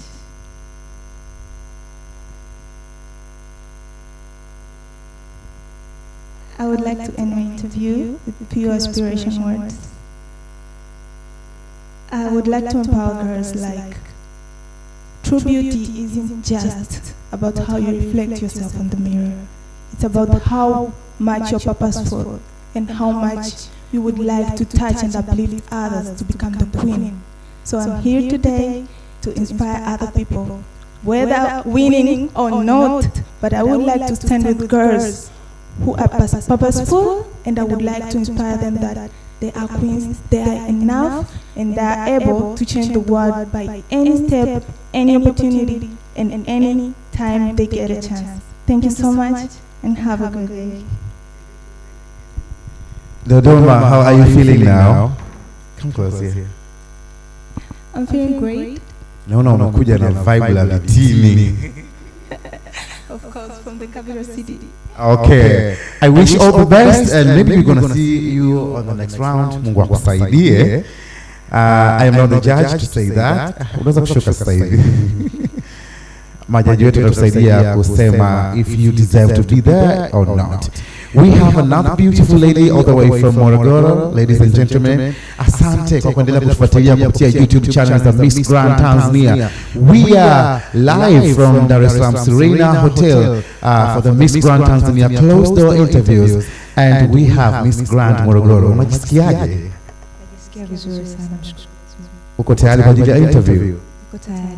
Karibu sana. Dakika moja utaitumia kujibu swali moja. Hivyo basi una maswali matano ya kujibu kutoka kwa judges wetu. Karibu sana, mimi nitakuwa pale time keeper wako. Asante sana. Habari ya jioni. Nzuri. Umependeza. Asante na umependeza pia. Asante. Ungependa kutumia Kiswahili, Kiingereza? Ningependa kutumia lugha ya taifa. Lugha ya taifa, sawa. Nitaanza na swali la kwanza ambalo linasema baadhi ya watu wanaamini kuwa dini ina madhara kwa sababu inatengeneza migawanyiko katika jamii na kusababisha migogoro mingi duniani. Je, unaunga au unapinga mtazamo huu? Ningependa urudie swali tafadhali. No problem. Swali linasema baadhi ya watu wanaamini kuwa dini ina madhara kwa sababu inatengeneza migawanyiko katika jamii na kusababisha migogoro mingi duniani. Je, unaunga mkono au unapinga mtazamo huu? Asante. Kwa upande wangu mimi naona masuala ya kidini hayapaswi kuwepo, kwa sababu kama nikiangalia mfano wetu wa Baba Julius Kambarage Nyerere, aliweza kutuongoza bila kutumia dini wala makabila. Kwa hivyo basi mimi sioni kama kuna mkanganyiko wowote hapo. Masuala ya kidini yabaki kuwa masuala ya kidini. Asante. Okay. Swali la linasema iwapo mfumo wa demokrasia utachagua kiongozi asiye na uwezo, maamuzi ya wataalamu yanapaswa yanapaswa kuwa na uzito zaidi kuliko maamuzi ya wapiga kura katika hali hiyo, na kwa nini? Narudia for clarity, iwapo mfumo wa demokrasia utamchagua kiongozi asiye na uwezo, je, maamuzi ya wataalamu yanapaswa kuwa na uzito zaidi kuliko maamuzi ya wapiga kura katika hali hiyo, na kwa nini? Asante. Kwa upande wangu, naamini maamuzi ya wapiga kura yana ukubwa zaidi, kwa sababu kiongozi ni yule ambaye anachaguliwa na watu na sio viongozi. Watu tunahitaji viongozi ambao wanaweza kututumikia sisi kwa hekima na busara na kwa heshima na bila kubagua rangi, ukabila wala dini. Na asanteni.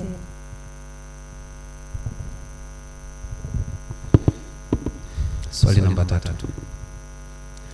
Kutokana na mijadala na mchakato unaendelea kuhusu mabadiliko ya katiba nchini Tanzania, kama ungepewa nafasi ya kuwa rais wa Tanzania kwa siku moja, ni mamlaka gani ya kikatiba ungekuwa tayari kuachana nayo kwa hiari na kwa nini? Okay. Kutokana na mijadala na mchakato unaoendelea kuhusu mabadiliko ya katiba nchini Tanzania, kama ungepewa nafasi ya kuwa rais wa Tanzania kwa siku moja, ni mamlaka gani ya kikatiba ungekuwa tayari kuachana nayo kwa hiari na kwa nini? Asante. Kwa upande wangu, maamuzi ya katiba yanabaki kuwa maamuzi ya katiba. Kiongozi ni yule ambaye anawasikiliza watu wake, na kiongozi ni yule ambaye anaweza kuamua jambo na wananchi wakalifuata. Kwa hiyo ningekuwa mimi ningepata nafasi hiyo leo kuwa kiongozi, basi ningependa wananchi wanisikilize na kufuata matakwa yangu. Swali namba 4 linasema kila mwanadamu anastahili kupewa nafasi ya pili. Lakini je, unaamini kwamba msamaha daima una nguvu zaidi kuliko kupata haki?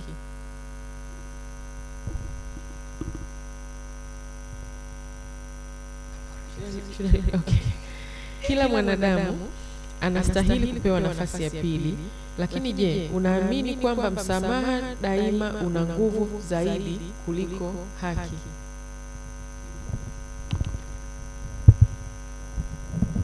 Naamini msamaha una nguvu. Pia naamini haki pia ina nguvu. Maana bila kufuata haki huwezi kufanya msamaha. Kiongozi anapaswa kutenda haki ili watu kiongozi anapaswa kutenda haki ili watu kiongozi ni yule mwenye huruma ambaye anapaswa kutenda haki, na pia ni yule ambaye anaweza kuhurumia watu. Ndio maana haki ni haki na huruma ni huruma. Okay, hili swali lako la mwisho. Je, dikteta mwema ni bora kuliko demokrasia iliyo mbaya?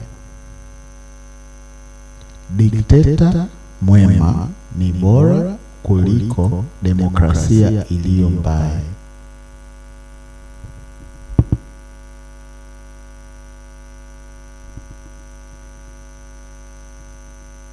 Should I repeat?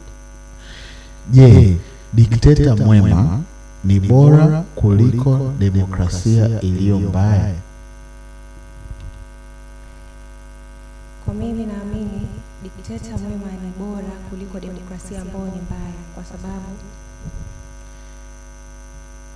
kwa sababu naamini ukiwa kiongozi bora, ukiwa dikteta mwema, basi huwezi kupinga demokrasia.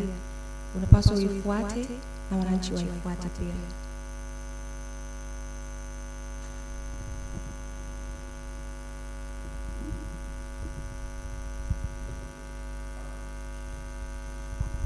Okay, asante sana Miss Grand Morogoro. Unajisikiaje sasa? Vizuri. Okay, I wish you all the best. Maybe we're going to see you on the next round. Inshallah. Ladies and gentlemen, thank you for watching us, and we are live from Dar es Salaam, Serena Hotel. This is Miss Grand Tanzania 2026, and today we're having a closed-door interview with the 25 finalists of Miss Grand Tanzania this year. All the way from Twara, Karibu Sana. Can you tell us, how are you feeling right now? I'm feeling great. So are you ready for the interviews? Yeah. I wish you all the best, na nikupe tu taratibu mfupi kwamba tuna maswali matano na kila swali moja utatumia dakika moja kulijibu. Uko huru kuchagua lugha yoyote, aidha Kiingereza ama Kiswahili. Karibu sana and all the best.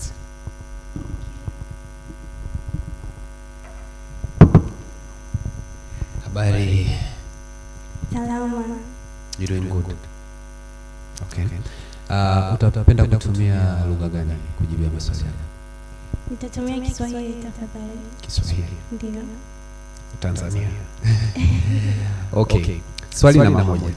Baadhi ya watu wanaamini kuwa dini ina madhara kwa sababu inatengeneza migawanyiko katika jamii na kusababisha migogoro mingi duniani.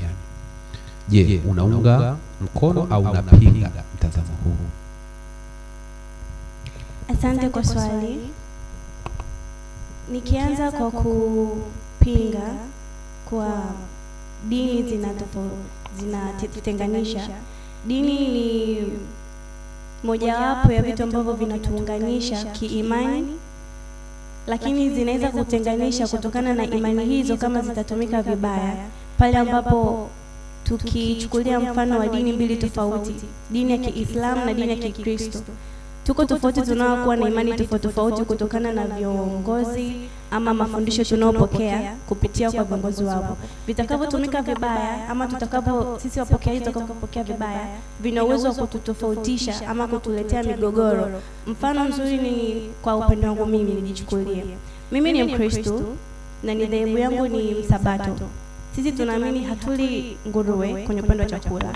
Lakini pia hatuabudu sanamu. Lakini kutokana na mafunzo ambayo nilisoma na nikaelewa, nikikaa na mtu ambaye maybe ni Mkatoliki, tukaanza kubishana kwenye upande wa kuabudu sanamu, kuabudu nini, hiyo inatuletea mikanganyiko ambayo inaweza kututenganisha.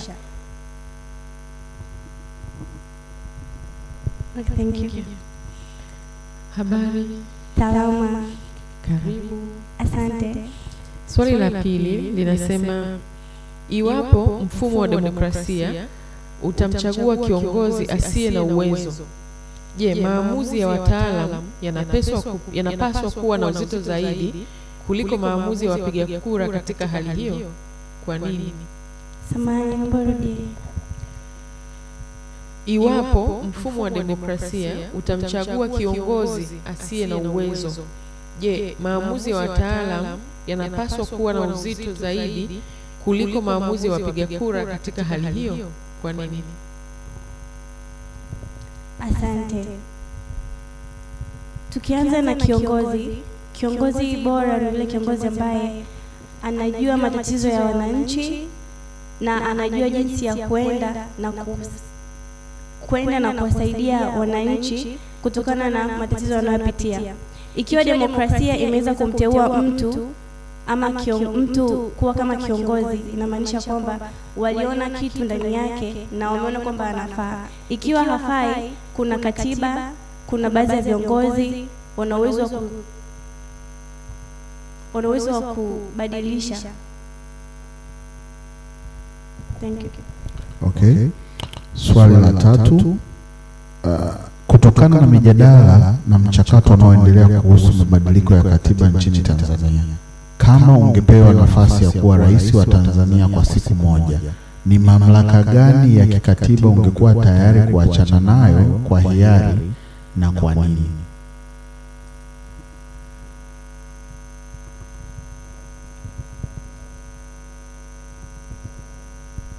Samahani, unaweza kurudia?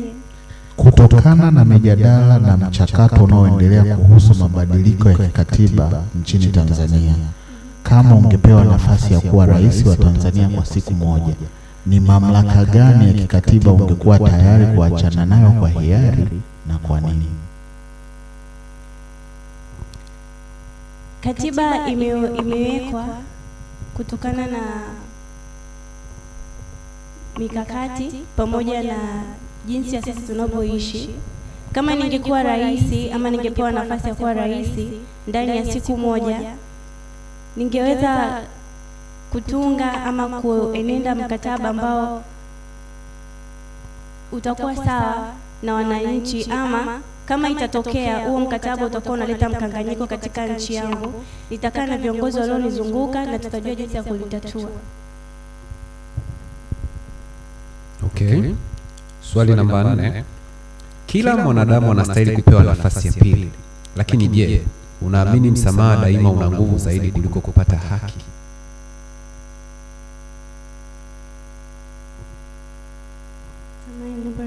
Okay. Kila mwanadamu anastahili kupewa nafasi ya pili. Lakini je, unaamini msamaha daima una nguvu zaidi kuliko kupata haki? Asante kwa swali. Kila mwanadamu ana nafasi ya kupewa nafasi ya pili, na haki pia ina haki yake pia kufuatwa. Tukizungumzia kwa upande wa kila mwanadamu anapewa nafasi ya pili, kuna baadhi ya vitu ambavyo vinaangaliwa. Je, huyu mtu amefanya kitu gani, na akipewa nafasi ya pili anaweza kupewa kitu gani? Mfano, kwa sasa hivi nimejibu swali, labda nimekosea, nikipewa nafasi ya pili ninaweza kujirekebisha kupitia swali la kwanza nililofanya. Ukizungumzia kwenye upande wa haki, mtu ameua kwa makusudi, haitegemei ukimpa nafasi ya pili labda atajirekebisha. Yaweza kuwa labda amefanya hiyo kitu kwa sababu ya labda sio bahati mbaya, ama ilikuwa ni chuki binafsi. Kwa hiyo mtu akipewa nafasi ya pili kwenye jambo lolote inakuwa na faida sana kwenye jamii, pale ambapo atakuwa ameifanya kwa kutokuwa na makusudi, ama atakuwa na muonekano wa kutokurudia kitu alichofanya mwanzo. Swali la mwisho. Ndio. Je, dikteta mwema ni bora kuliko demokrasia iliyo mbaya? Ndio. Kwa sababu dikteta mwema ana uwezo wa kuiweka demokrasia mbaya kuwa njema. Asante madam.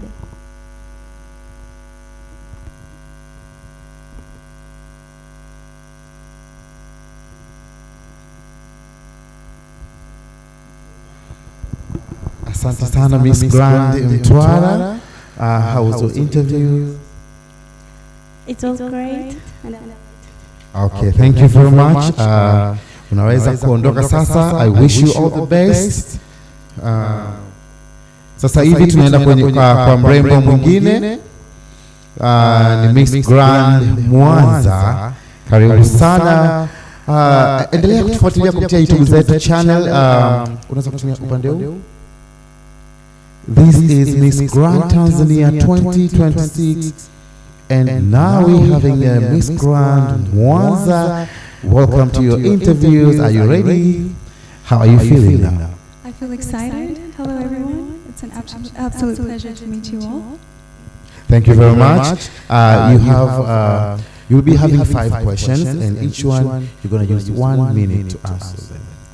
So everyone has 1 minute. Okay, so total 5 minutes, okay? Karibu sana, I wish you all the best. Good evening, Mwanza. Good evening. Oh, hello. How are you? I'm very good. Okay, what language would you prefer? English, please. Okay, then let's go ahead. This is your first question. Okay. Some people think religion is harmful since it creates divisions in society and causes a lot of unrest in the world. Do you argue for or against this notion? Definitely against. I do truly believe we were created by God, and if that's the case, we have to honor that, and we have to spread that to the world. So definitely against. It is not harmful. It is something that we should all be aware of and spread it. Thank you. Okay. Question number 2. Yes. If democracy elects an incompetent leader, should experts have more power than voters, and why? Can you please repeat? Okay. If democracy elects an incompetent leader, Okay. should experts have more power than voters, and why? That's a very tricky question, because I do believe there has to be a balance. Of course, the experts know better, but also I do believe that voters, they have a sense of feeling, and they know what they want and need. So I do believe there has to be a balance of equality between the two. Thank you. Hi, good evening. Hello. Looking good. Thank you so much. You too. Thanks. For question number 3, with the ongoing discussions and processes surrounding constitutional reforms in Tanzania, if you were Tanzania's president for a day, what constitutional power would you willingly give up and why? Can you repeat again, please? With the ongoing discussions and processes surrounding constitutional reforms in Tanzania, Okay. if you were Tanzania's president for a day, what constitutional power would you willingly give up and why? To be honest, I am not very much in that field of politics, so I would not have much to say about that, but thank you for the question. The fourth question, every human being deserves a second chance, but do you think forgiveness is always stronger than justice? I do believe forgiveness is stronger than justice. I do believe in second chances, and when you forgive somebody, you give them a second chance, and then you're able to do that to somebody else, and that way we all have a chance to keep moving and to do better in life. Thank you.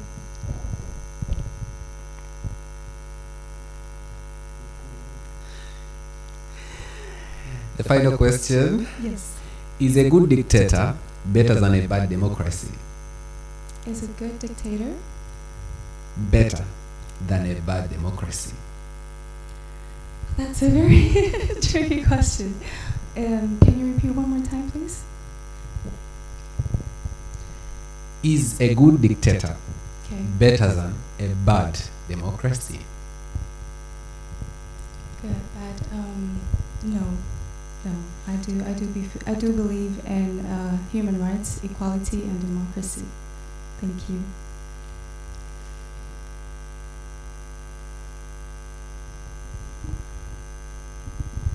That was so quickly. How are you feeling now? I feel good. I hope I answered well. Okay, I wish you all the best, and maybe we're gonna see you on the next round. All the best, Mwanza. Thank you very much. Okay, guys, thank you very much for watching us kupitia YouTube channels of Miss Grand Tanzania, and we are live from Dar es Salaam Serena Hotel. I am here hosting the closed door interviews for Miss Grand Tanzania 2026 finalists. Karibu sana Miss Grand Pwani. You look so beautiful, and I wish you all the best. You're gonna have 5 questions here, and kila swali moja utatumia dakika moja kujibu, so you're gonna have total of 5 minutes to answer your question for today. Karibu sana. How are you feeling, by the way? Excited. Wow, that is nice. And karibu sana. Hawa ni majaji wetu, watakwenda kuuliza maswali. Hakikisha unatumia dakika moja kujibu swali moja. Uko huru kuchagua lugha yoyote, hata kusema Kifaransa. Tutafuta Mfaransa hapa sasa hivi. Karibu sana. Thank you. Habari ya jioni. Salama. Karibu. Asante. Ungependa kutumia lugha gani, Kiswahili au Kiingereza? Kiingereza. Yes, okay. We'll start with the first question, which says, some people think that religion is harmful since it creates divisions in society and causes a lot of unrest in the world. Do you argue for or against this notion? Can you please repeat the question? Some people think religion is harmful since it creates divisions in the society and causes a lot of unrest in the world. Do you argue for or against this notion? I believe it's neither, because religion is a believer, and it depends on everyone how they believe. So we don't have to put divisions or classes on it. What we have to do is being together and cooperating. Thank you. Thank you. Your next question. If democracy elects an incompetent leader, should experts have more power than voters, and why? I will repeat. If democracy elects an incompetent leader, should experts have more power than voters, and why?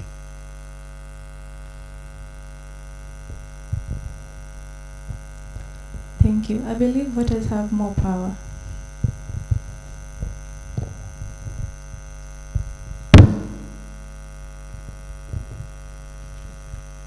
Should I ask you another question? Yeah. Okay.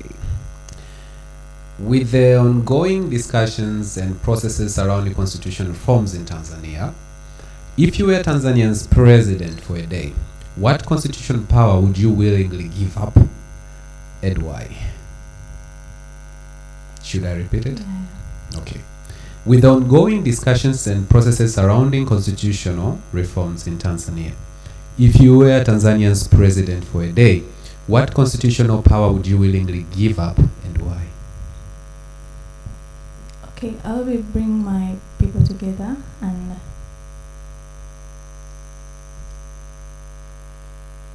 I will bring my people together and promote unity and make sure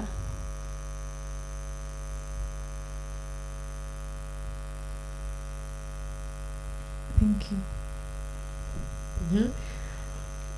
We move to question number 4. Every human being deserves a second chance, but do you think forgiveness is always stronger than justice? Every human being deserves a second chance, but do you think forgiveness is always stronger than justice?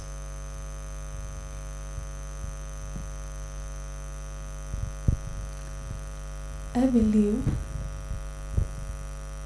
forgiveness is more stronger, and everyone deserves second chance, because no one is perfect, and your mistakes are the one who makes you perfect. And yeah, thank you. Okay, thank you, Pwani. I think this is your last question. Is a good dictator better than a bad democracy? Is a good dictator better than a bad democracy? I believe it's neither nor all. We all depend in both ways. Thank you.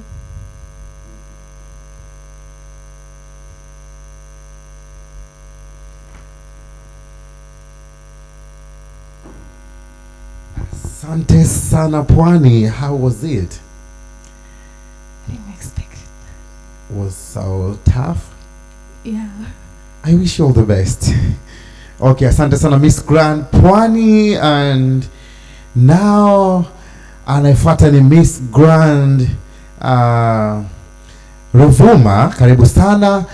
Ladies and gentlemen, this is Miss Grand Tanzania 2026. We are live from here, Dar es Salaam Serena Hotel. Na tuko na closed door interviews, na huyu ni mshiriki wetu mwingine leo hii. Karibu sana. Unajisikiaje? Najisikia vizuri. Are you ready for the interviews? Yes. Karibu sana. I wish you all the best.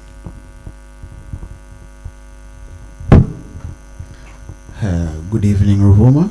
Good evening.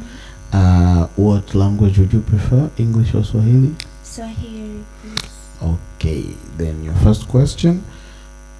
Baadhi ya watu wanakuwa dini na madhara kwa sababu inatengeneza migawanyiko katika jamii na kusababisha migogoro mingi duniani. Je, unaunga mkono au unapinga mtazamo huu? Samahani, barudie. Okay, baadhi ya watu wanaamini kuwa dini ina madhara kwa sababu inatengeneza migawanyiko katika jamii na kusababisha migogoro mingi duniani. Je, unaunga mkono au unapinga mtazamo huu? Kwa upande wangu mimi ninapinga huo mtazamo, kwa sababu dini inatufundisha upendo, amani na kushirikiana katika jamii, na kwa sababu hiyo moja kwa moja italeta hawezi ikaleta utengano wowote, kwa sababu tunaunganishwa katika hali hiyo ya kupendana, kuaminiana, kushirikiana. Naamini katika dini inaleta usawa. Okay. Swali namba 2. Iwapo mfumo wa demokrasia utamchagua kiongozi asiye na uwezo, je, maamuzi ya wataalamu yanapaswa kuwa na uzito zaidi kuliko maamuzi ya wapiga kura katika hali hiyo, na kwa nini? Kwa upande wangu mimi nadhani samani unaweza kurudia samani. Usijali. Thank you. Iwapo mfumo wa demokrasia utamchagua kiongozi asiye na uwezo, je, maamuzi ya wataalamu yanapaswa kuwa na uzito zaidi kuliko maamuzi ya wapiga kura katika hali hiyo, na kwa nini? Okay. Kwa upande wangu mimi nadhani maamuzi ya wataalamu yatatakiwa kuwa na ushawishi mkubwa zaidi, kwa sababu tayari viongozi wamechaguliwa ambao wana uwezo, wataleta tatizo. Na kwa sababu hiyo maamuzi ya wataalamu yatatakiwa kusikilizwa zaidi, kwa sababu wanaelewa. Bila hivyo kutaleta mkanganyiko kwenye jamii kati ya wananchi na viongozi. Na nipo kwa wataalamu. Hai, habari za jioni. Salama. Twende swali la 3. Kutokana na mijadala na mchakato unaoendelea kuhusu mabadiliko ya katiba nchini Tanzania, kama ungepewa nafasi ya kuwa rais wa Tanzania kwa siku moja, ni mamlaka gani ya kikatiba ungekuwa tayari kuachana nayo kwa hiari, na kwa nini? Okay. Ningepata nafasi ya kuwa rais kwa siku moja kwenye nchi yangu ya Tanzania, ningeachana na katiba ile inayochagua kwamba Tume ya Taifa ndio inaruhusiwa kukagua na mambo yote yanayohusiana na upigaji kura. Na ningeweka nafasi, tungetengeneza katiba mpya ambayo inaruhusu tume tofauti na Tume ya Taifa ambayo iko chini ya rais. Zingetengenezwa tume nyingine ziweze kusaidia katika upigaji wa kura, kuwepo na mtiririko mzuri na nafasi ambayo inawapa wananchi na serikali kuaminiana na kuamini katika jambo ambalo wanalifanya la upigaji kura. Okay. Swali la 4. Kila mwanadamu anastahili kupewa nafasi ya pili. Lakini je, unaamini msamaha daima una nguvu zaidi kuliko kupata haki?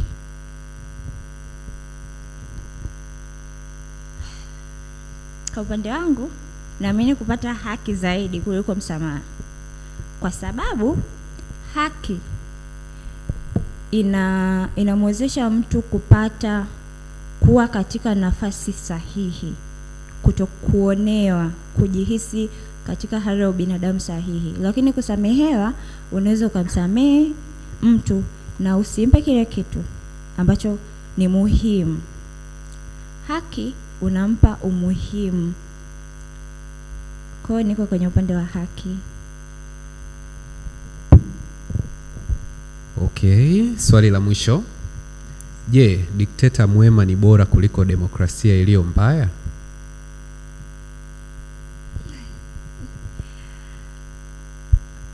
Ndio, ni bora. Ni bora kwa sababu demokrasia mbaya ni mbaya sana, inaumiza. Bora mtu akuumize kwa kuona kuliko kukuumiza kwa matumaini. Kwa hiyo niko bora dikteta kuliko demokrasia mbaya.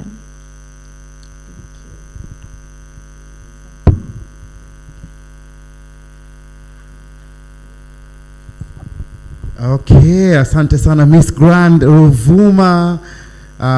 Hongera sana kwa interview yako. Ladies and gentlemen, kwa wale wote wanaotuangalia kupitia YouTube channel ya Miss Grand Tanzania, tunawashukuru sana, na msitoke hapo kwa sababu leo hii lazima tufahamu nani ni best katika hii kategoria interviews. Karibu sana Miss Grand Shinyanga. Karibu sana kwenye closed door interviews za Miss Grand Tanzania. I hope you are ready. Yes, I'm ready. How are you now? I'm good. Are you ready for the interviews? Yes. Okay. Miss Grand Tanzania 2026. Today we are live from Dar es Salaam Serena Hotel ambako tunafanya interview hizi za Miss Grand Tanzania finalist.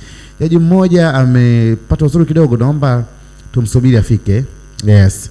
Wakati huo usiondoke hapo na kukumbusha kwamba Miss Grand Tanzania Grand Finale kufanyika pale Superdome Masaki tarehe 8 Agosti, yani weekend hii hapa, ambako mmoja kati ya wasichana hawa wote ataibuka kidedea na kuichukua title ya Miss Grand Tanzania, hatimaye kuelekea Miss Grand International.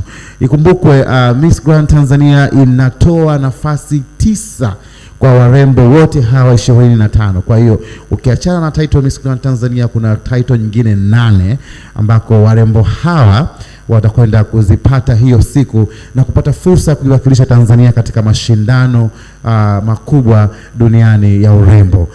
Leo hii hapa tupo kwenye hatua muhimu sana kufahamu ni nani anastahili kufanya anaweza kuwa ambassador mzuri katika mashindano haya yote ambayo tutakwenda kuyachagua hiyo tarehe 8 Agosti. Hakikisha umepata tiketi yako, ukae kiti cha mbele. Hakikisha unapata VVIP. VVIP ni 300,000, lakini if not unaweza kuchukua tiketi yako ya kawaida. Tiketi ya kawaida ni shilingi 30,000 peke yake. Lakini wale wanaotaka table za VVIP ni 1,300,000. Karibuni sana. This is Miss Grand Tanzania and karibu sana Miss Grand Shinyanga. You have 5 questions to answer from the judges and you'll be using 1 minute kujibu swali moja. Kwa hiyo utakuwa na dakika 5 za kujibu maswali yako. Are you ready? Either English or Swahili. Unachagua lugha moja. Karibu sana. Habari. Salama. Za kwako? Nzuri. You look nice. Thank you. Ungependa kujibu maswali yako kwa kutumia lugha gani? In English. In English? Yes. Okay, English indeed. So the first question is, some people think religion is harmful since it creates division in society and causes a lot of unrest in the world. Do you argue for or against this notion? Thank you. Sorry, can you repeat your question? Okay. Some people think religion is harmful since it creates divisions in society and causes a lot of unrest in the world. Do you argue for or against this notion? I argue for it because religion, sometimes there's Islamic and Christian. Those 2 religions, they are not correct.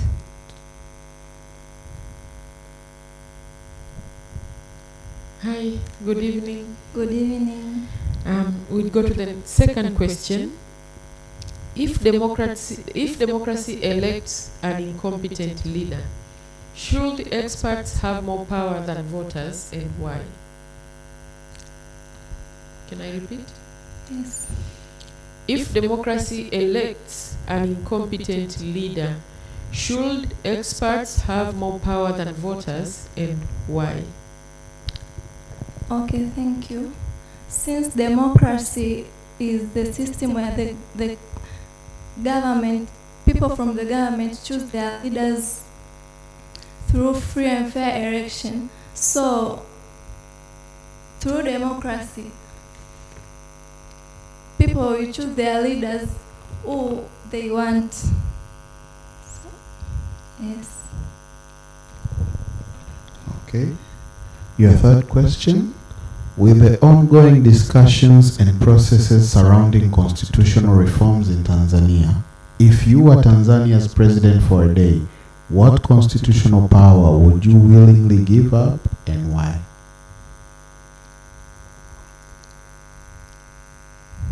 Should I repeat? Yes. With the ongoing discussions and processes surrounding constitutional reform in Tanzania, if you were Tanzania's president for a day, what constitutional power would you willingly give up and why? First, constitution is the highest law of the country. So I don't think if it's like the constitution to be changed. Calm down. I can see you're nervous. Just calm down. Take a deep breath first, and then calm down. Okay. Question number 4. Every human being deserves a second chance. But do you think forgiveness is always stronger than justice? Should I repeat the question? Okay. Every human being deserves a second chance. But do you think forgiveness is always stronger than justice? Yes. Forgiveness is stronger than justice.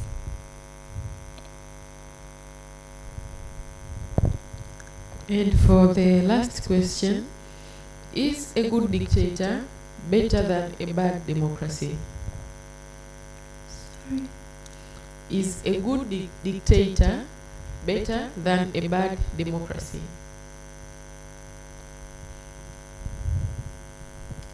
A good dictator is much better than bad democracy, because as you can see, democracy, people are free, there's free and equal rights that everyone must be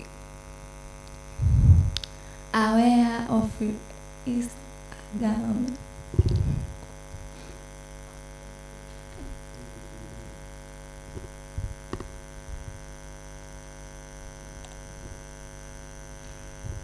Wow, asante sana Miss Grand Shinyanga. I wish you all the best.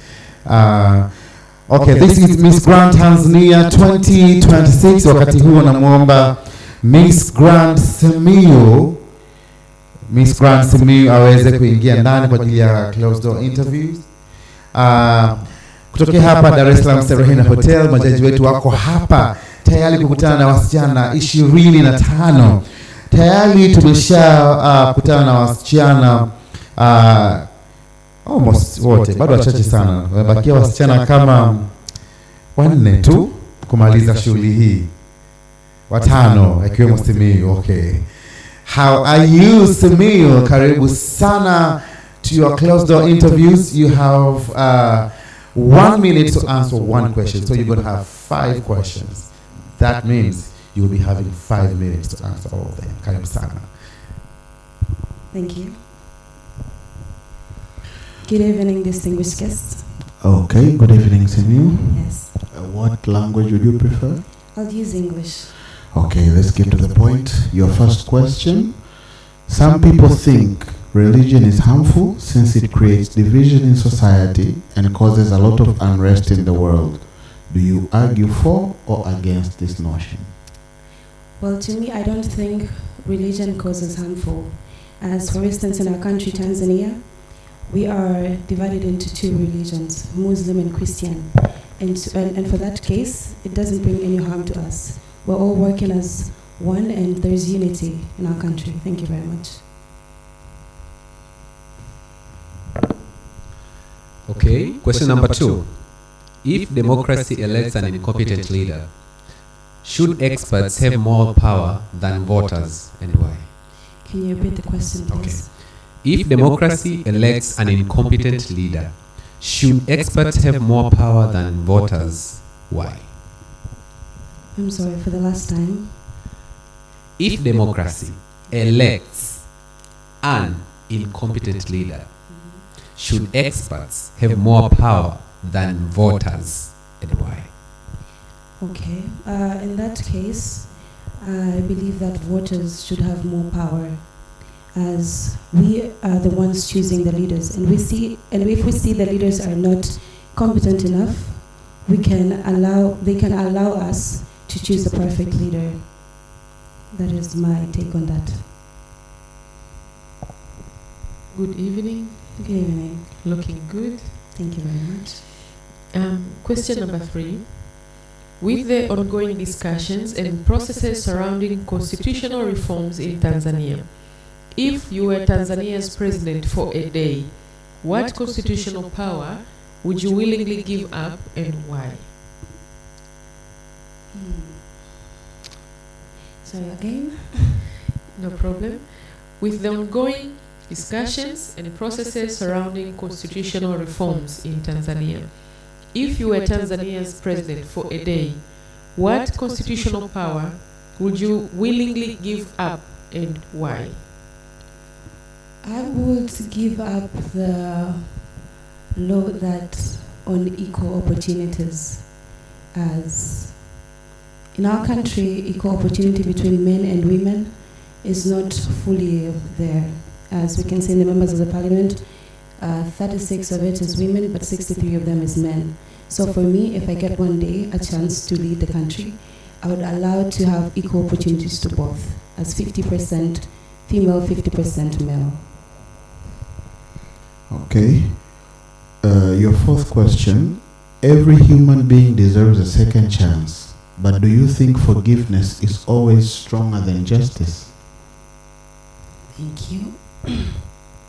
On that case, I believe forgiveness is stronger than justice. If you give yourself a chance to forgive someone and move on from the problem, that is going to be great for you. Okay, the last question. Is a good dictator better than a bad democracy? Again, is a good dictator better than a bad democracy? I believe a good dictator is better than bad democracy. Sometimes a good dictator leads to a powerful country, like the improvement, the progress is there.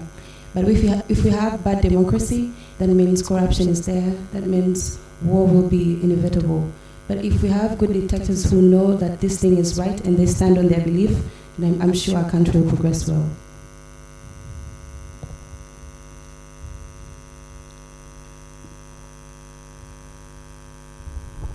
Thank you very much, Miss Grant Semeo. How was it, by the way? It was fun. Did you have fun? Yes. That's great, and I wish you all the best. Maybe we're going to see you on the next round. All the best, my dear. Miss Grand Tanzania 2026, and we are live from here, Dar es Salaam Serena Hotel. Karibu sana Miss Grand Singida, karibu sana. Unaweza kusogea hapa mbele? This is Miss Grand Tanzania, and today we having closed door interviews. Na sasa hivi tunaye Miss Grand Singida, Miss Faith. I hope she's ready. You're looking good, by the way. Are you ready for the interview? Yes, I'm ready. Okay, utatumia lugha no, that's not my question, but utachagua lugha yoyote, aidha Kiswahili au Kiingereza, lakini unayo maswali matano utakaulizwa na judges wetu. Na kila swali moja utatumia dakika moja kujibu. Karibu sana. Thank you. Good evening. Good evening, madam. Karibu. Thank you. Ungependa kutumia Kiswahili au Kiingereza? Ningependa kutumia Kiingereza. Okay, English it is. First question. Some people think religion is harmful since it creates divisions in society and causes a lot of unrest in the world. Do you argue for or against this notion? Thank you so much for your beautiful question. Religion is always there because it teaches our moral, it teaches on how we can live by relating to believe in God.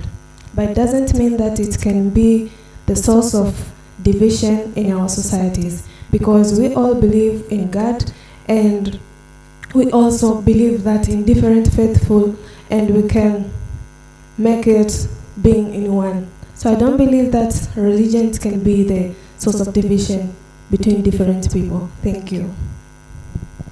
Thank you, Singida. Your next question. If democracy elects an incompetent leader, Should experts have more power than voters, and why? Thank you so much for your beautiful question. I believe that a leader should be responsible for anything, a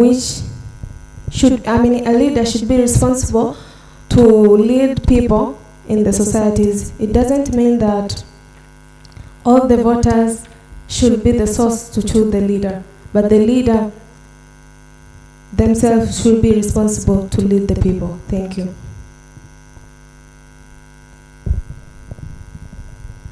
Okay. Are you okay? Okay. Okay. Question number 3. With ongoing discussions and processes surrounding constitutional reforms in Tanzania, if you were Tanzania's president for a day, what constitutional power would you willingly give up, and why? Thank you so much for your question. My constitutional power are just to give people should be giving equal opportunities to each other, because I believe that when you got the equal opportunities, we can get the equal access and the equal chances to promote and to believe on each other. Thank you.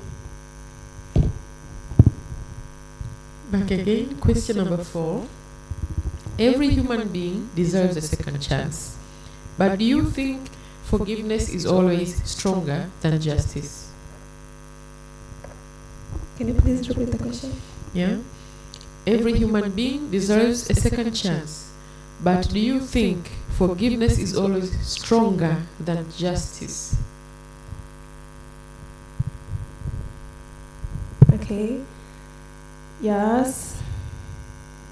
I believe everyone has a chance to be forgiven, and I believe in justice also is that it has the place to be respected. So I believe that when it's supported to be forgiven, it should be it should be forgiven, and when it's supposed to be for the justice, it will be for the justice. Thank you. Okay, Singida, this is your final question. Is a good dictator better than a bad democracy?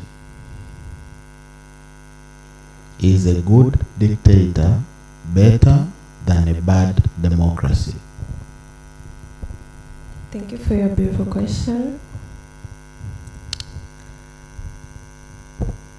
A good dictator and the bad democracy, they are both not okay because they don't follow the rules of the government. But I believe that the government which should be, a government which should know what the people they want, they should be respect and follow the rules of the government.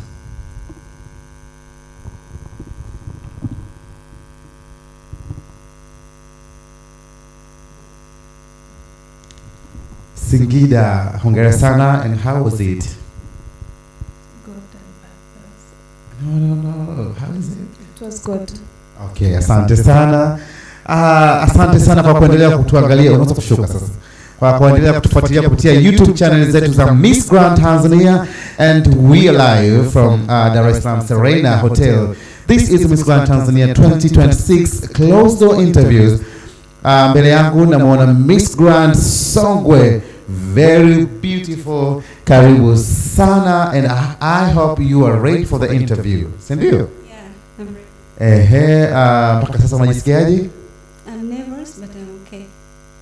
Muda umekupata kutosha, hujashusha pressure bado? Karibu sana. You have 5 questions from our judges, and kila swali moja utatumia dakika moja kujibu swali lako. Karibu sana, and I wish you all the best. Thank you. Hello. Hi. How are you? I'm fine. You're looking nice. Thank you.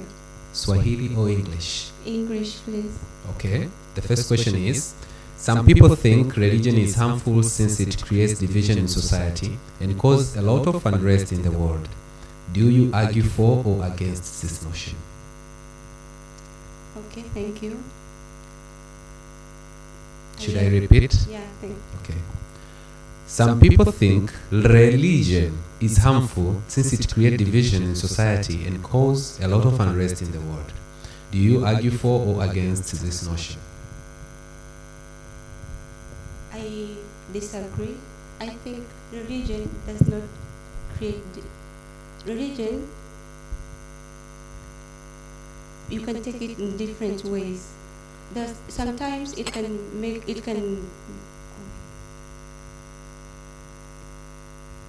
Good evening. We go to the second question. If democracy elects an incompetent leader, should experts have more power than voters, and why? Okay, thank you. I think they should have more power because when they speak, they can help to speak out. They point out things that politicians are doing, and they are given freedom to express themselves. This will help to bring some changes, especially for the leaders who are in power when they are doing some things that are not good for some people. So when people are free to express themselves and telling what things that are happening in the society, this will help to improve. Yeah. Hello, Songwe. This is the third question for you. With the ongoing discussions and processes surrounding constitutional reforms in Tanzania, if you were Tanzania's president for a day, what constitutional power would you willingly give up and why? With the ongoing discussions and processes surrounding constitutional reform in Tanzania, if you were Tanzania's president for a day, what constitutional power would you give up and why? Okay. I think I would give up the constitution of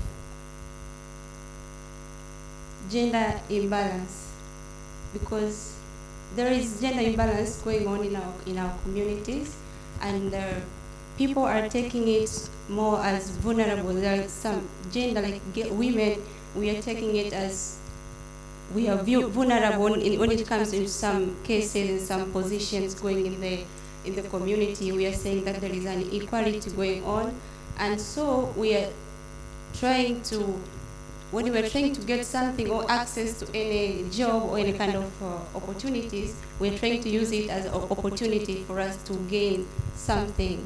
So we take it as vulnerable. So I will try to change that. Okay. Question number 4. Every human being deserves a second chance, but do you think forgiveness is always stronger than justice?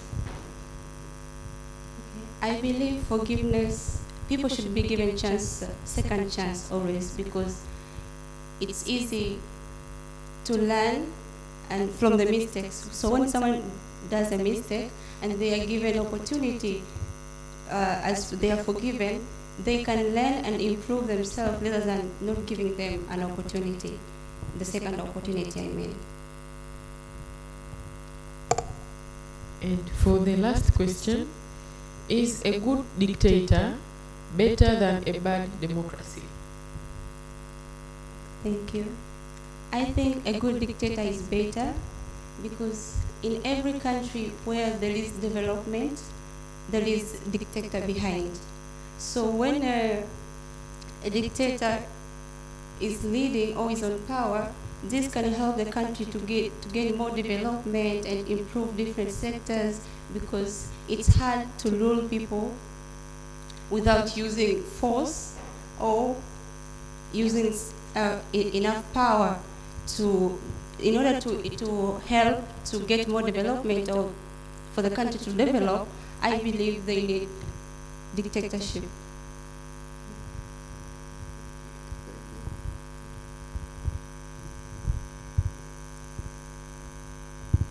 Thank you very much Miss Grant Songwe. Tunaenda kumalizia warembo wetu. Sasa hivi atakufuatia mrembo mwingine humu ndani.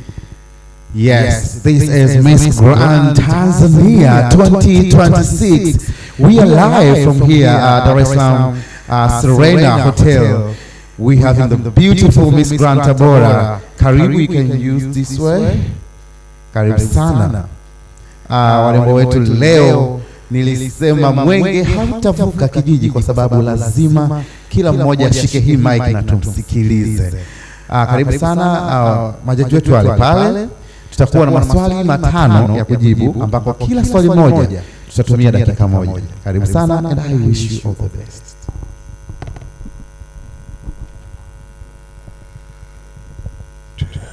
Good evening, Tabora.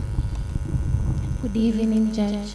Okay, what language would you prefer? English or Swahili? English, please. Okay, this is your first question.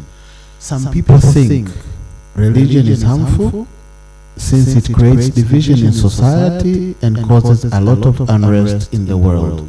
Do you argue for or against this notion? Thank you for the question. Religions can be harmful and can be good to the society due to how people may use it, especially the leaders, the priests, on how they preach to the society. If they preach about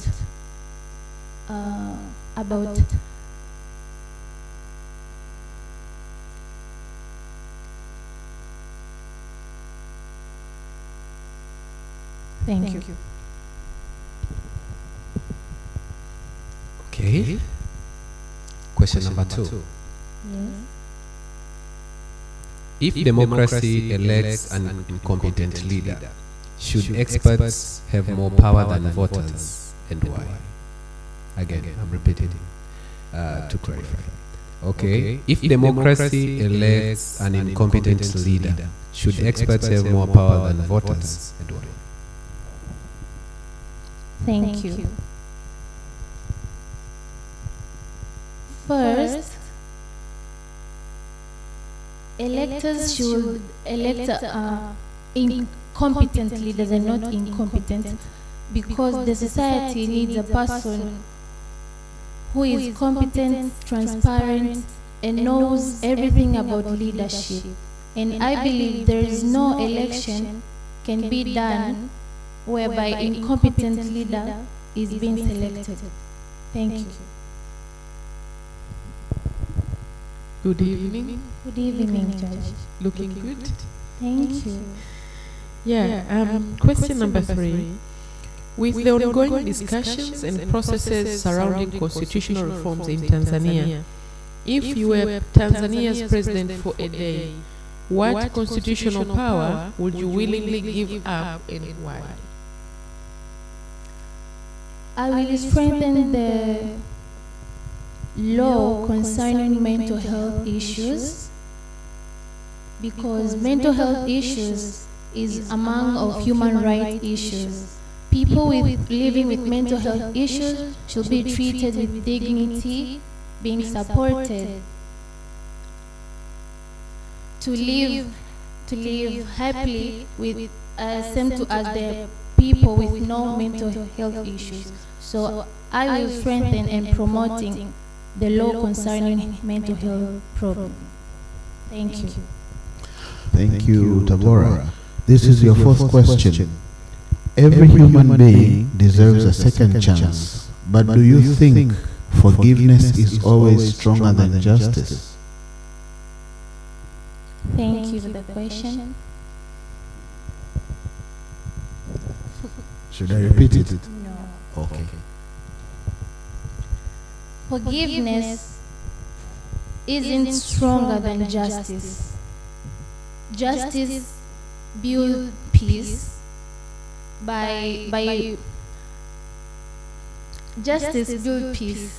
So forgiveness isn't the right way to make peace in a place, because once you forgive somebody, there is one need justice at the same time. So justice is to be first regarded than forgiveness.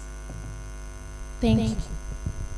Okay, and the last question is a good dictator better than a bad democracy? Is a good dictator better than a bad democracy? Yes, a good dictator, I can say, is a person or a leader who is dictator but in a good way to shape his country, his or her country. But a bad democracy means it's lack justice and fair, and at the same time had bad dictators. Thank you.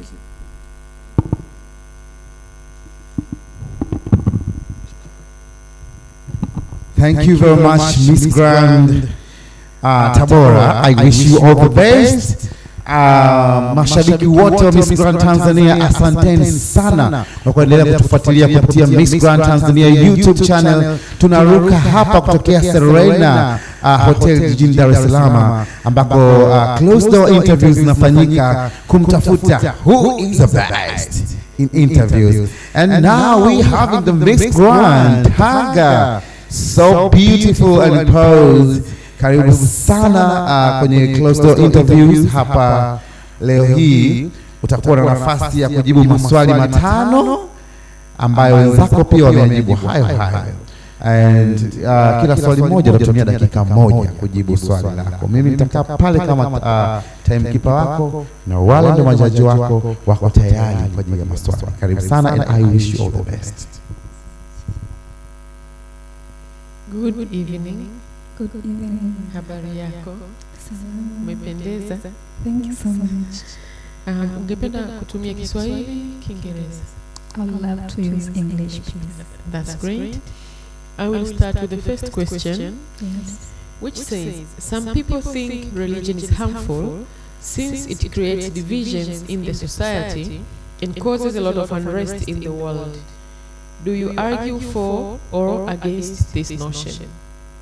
Can you please repeat the question? Yes. Some people think religion is harmful since it creates divisions in society and causes a lot of unrest in the world. Do you argue for or against this notion? I believe that religion is not harmful because of our culture and our tradition.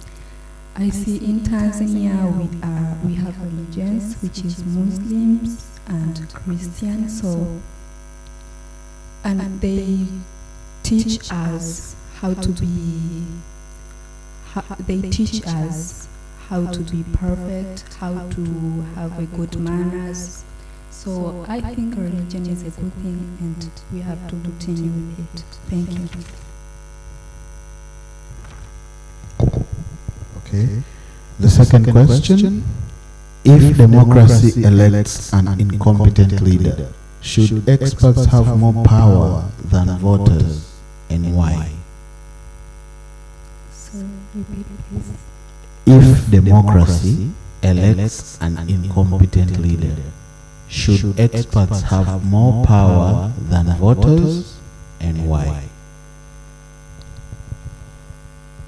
I think that, I believe that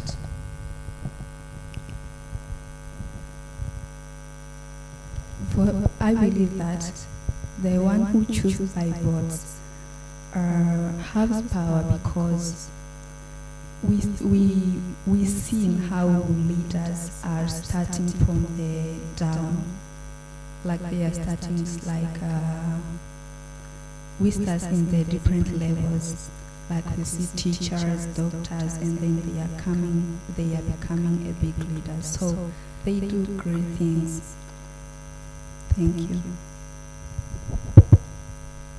Okay. Question number 3. Yes.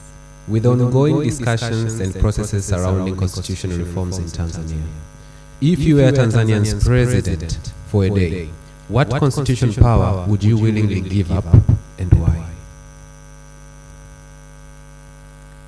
Equality, because I see now women have not the same have not the same like women. They are not giving same thing. Like leaders now in the parliament of Tanzania, they are only 37. They are below 40%, but men are more than 60%. So I think they have if I was a leader today, I'll do everything should be the same to men and women. Thank you. Yeah, for the fourth question, every human being deserves a second chance. But do you think forgiveness is always stronger than justice? I believe that justice is stronger than forgiveness, because you cannot forgive someone if he or she stole something or he killed someone. So justice is more stronger than forgiveness. Thank you. Okay, Tanga, this is your final question. Is a good dictator better than a bad democracy? Is a good dictator better than a bad democracy? It is better the good dictator, because if someone did something by forcing and goes to bring positive impact to the society, it will be a very good thing. Thank you.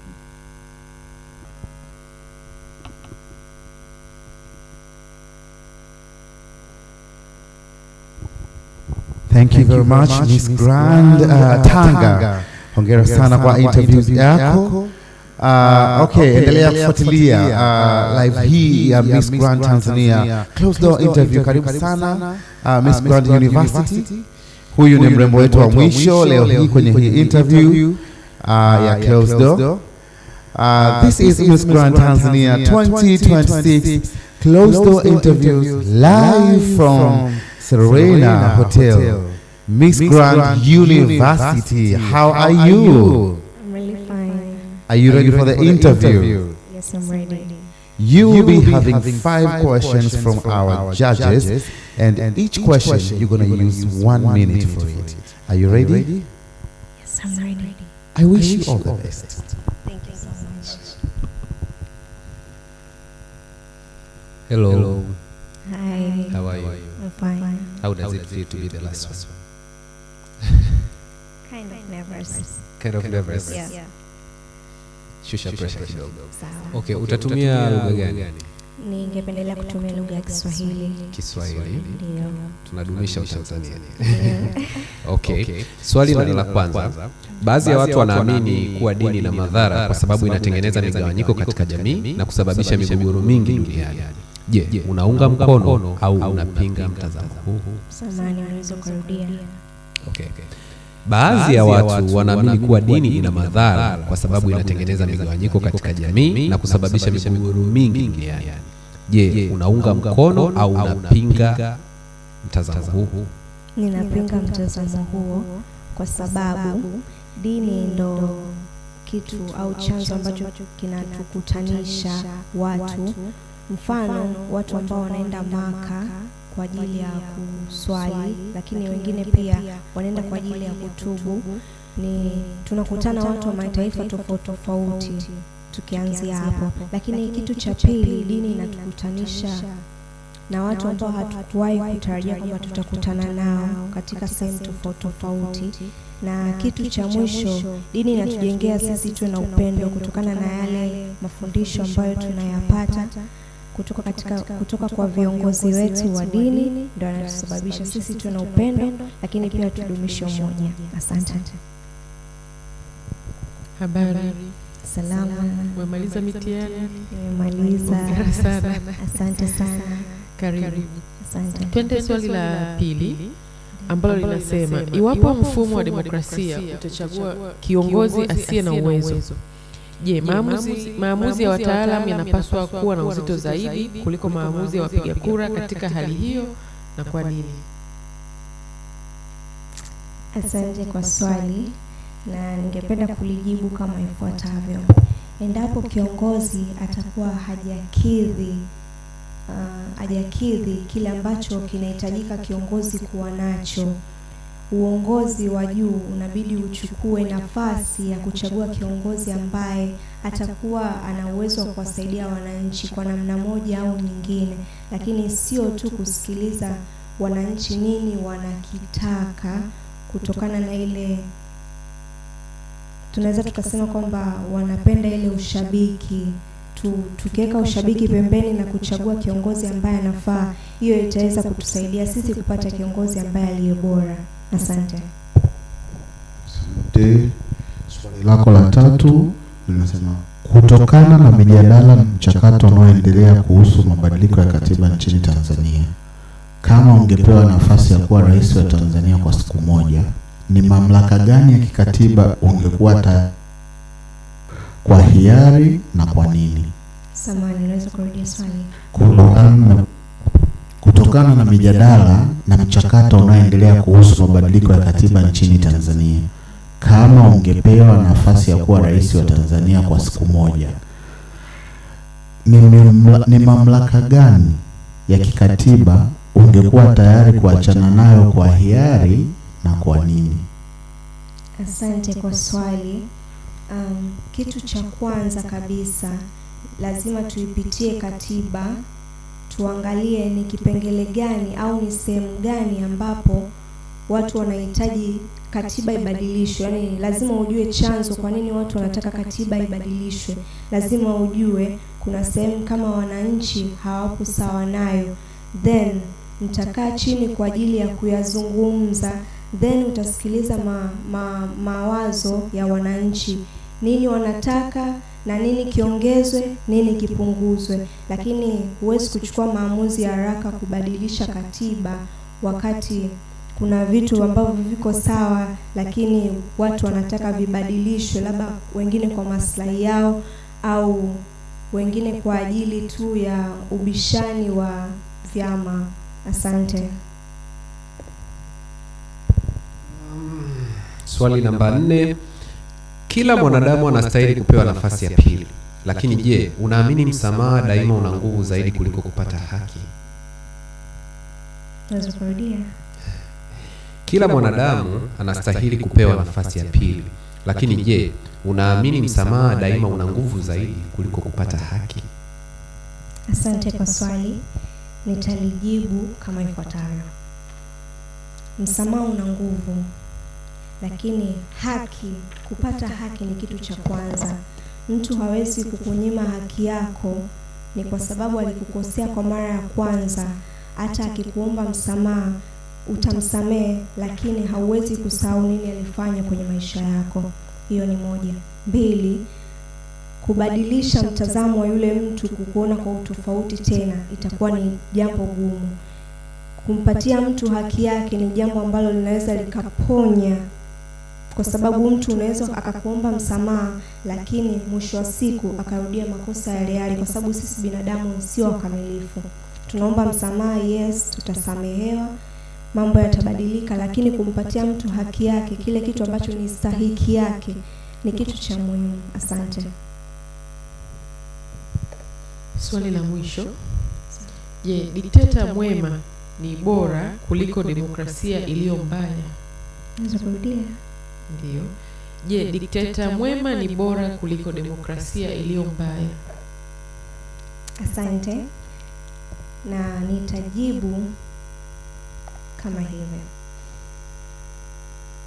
Wanasema ni bora uwe na kitu ambacho kinakuonyesha ubaya kuliko kitu ambacho kimejificha na huwezi kuona upande wa pili. Mtu dikteta ambaye atakuonyesha uwema, kwa sababu mtu akishakuwa dikteta tayari ni amekuonyesha kwamba mimi sio mtu ambaye nitafanya kitu kizuri, japo ataonyesha wema mbele yenu, lakini nyuma ya pazia kuna mambo ambayo atakuwa anayafanya. Kuliko kuwa na demokrasia mbaya lakini ukawa na dikteta mwema, ni bora vitu vikarekebishwa na dikteta ni kitu ambacho yani ni tafsiri ambayo imeshawekwa kwamba dictator ni mtu ambaye anaenda kinyume na kitu fulani, kuliko kuwa na mtu ambaye anakunafikia mbele ya macho yako lakini kwa nyuma ni anakung'onga, au kwa tafsiri nyingine wanasema ni anakulamba kisogo. Ni bora mtu akakuonyesha kwamba hiki kitu si kizuri na hakipaswi kuwa hivi, kuliko mtu ambaye anakuonyesha kwamba mimi ni mwema, ninaweza nikafanya mambo mazuri, lakini nyuma ya pazia anakufanyia kitu kibaya. Kwa hiyo hivyo ndivyo nitakujibu. Asante.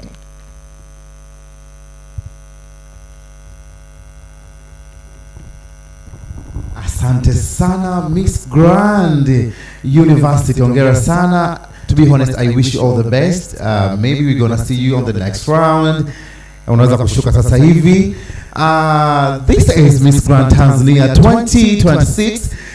Wakati huu majaji wetu wataendelea kutuandalia top 5 finalists. Tuko hapa Serena Hotel tukikuletea Miss Grand Tanzania closed door interviews. Leo hii tuko tuna nafasi nzuri ya kuweza kuwafahamu warembo kwa ukaribu, kwa sababu tunamtafuta ambassador ambaye anaweza kuiwakilisha Tanzania. Je, ukiulizwa kitu kuhusiana na taifa lako, unaweza kueleza dunia Tanzania ni nini? Unaweza kueleza dunia what do we got in Tanzania? Okay, naomba tu niwakumbushe kwamba baada ya hapa ni top 5 announcement ya Miss Grand Tanzania Best in Interviews today, na hapo tena tutakuwa na round ya pili ambako top 5 yetu itaweza kuingia kwenye mchakato mwingine wa interviews ya maswali mawili. Maswali yetu lazima yafanane. Then the best interviews siku hii ya leo atatangazwa kwenye grand finale ya Miss Grand Tanzania 2026 pale Superdome Masaki tarehe 8 Agosti. Do you have your ticket? So if not, tembelea Instagram account za Miss Grand Tanzania 2025 na Miss Grand Tanzania 2026. Pale utapata maelekezo yote ya kununua tiketi. Na ikumbukwe safari hii mfumo wa kununua tiketi ni tofauti kidogo. Unaweza kununua tiketi kwa kumsupporti mrembo wako, kwa sababu the best seller ataingia direct kwenye top 14 finalist ya Miss Grand Tanzania ile siku ya tarehe 8 Agosti pale Superdome. Kwa hiyo ni muhimu sana ukinunua ticket, hakikisha unamtumia aidha mrembo wako, lakini pia unaweza kutumia kodi zao, kwa sababu kila mrembo ana kodi yake ya kununua ticket, ili uweze kumwezesha kupita kwenye kategoria ya Miss Grand Tanzania Top 40 kupitia best seller. By the way, I am so excited kukutana tena na wasichana hawa wakija hapa tayari kufahamu matokeo, lakini pia kuwafahamu wale top 5 finalists, and I can't wait. Remember, this is Miss Grand Tanzania 2026 live from Serena Hotel kwa ajili ya closed door interviews. Okay, karibuni sana, tunawasubiri 1 minute, they're gonna be here. Enjoy.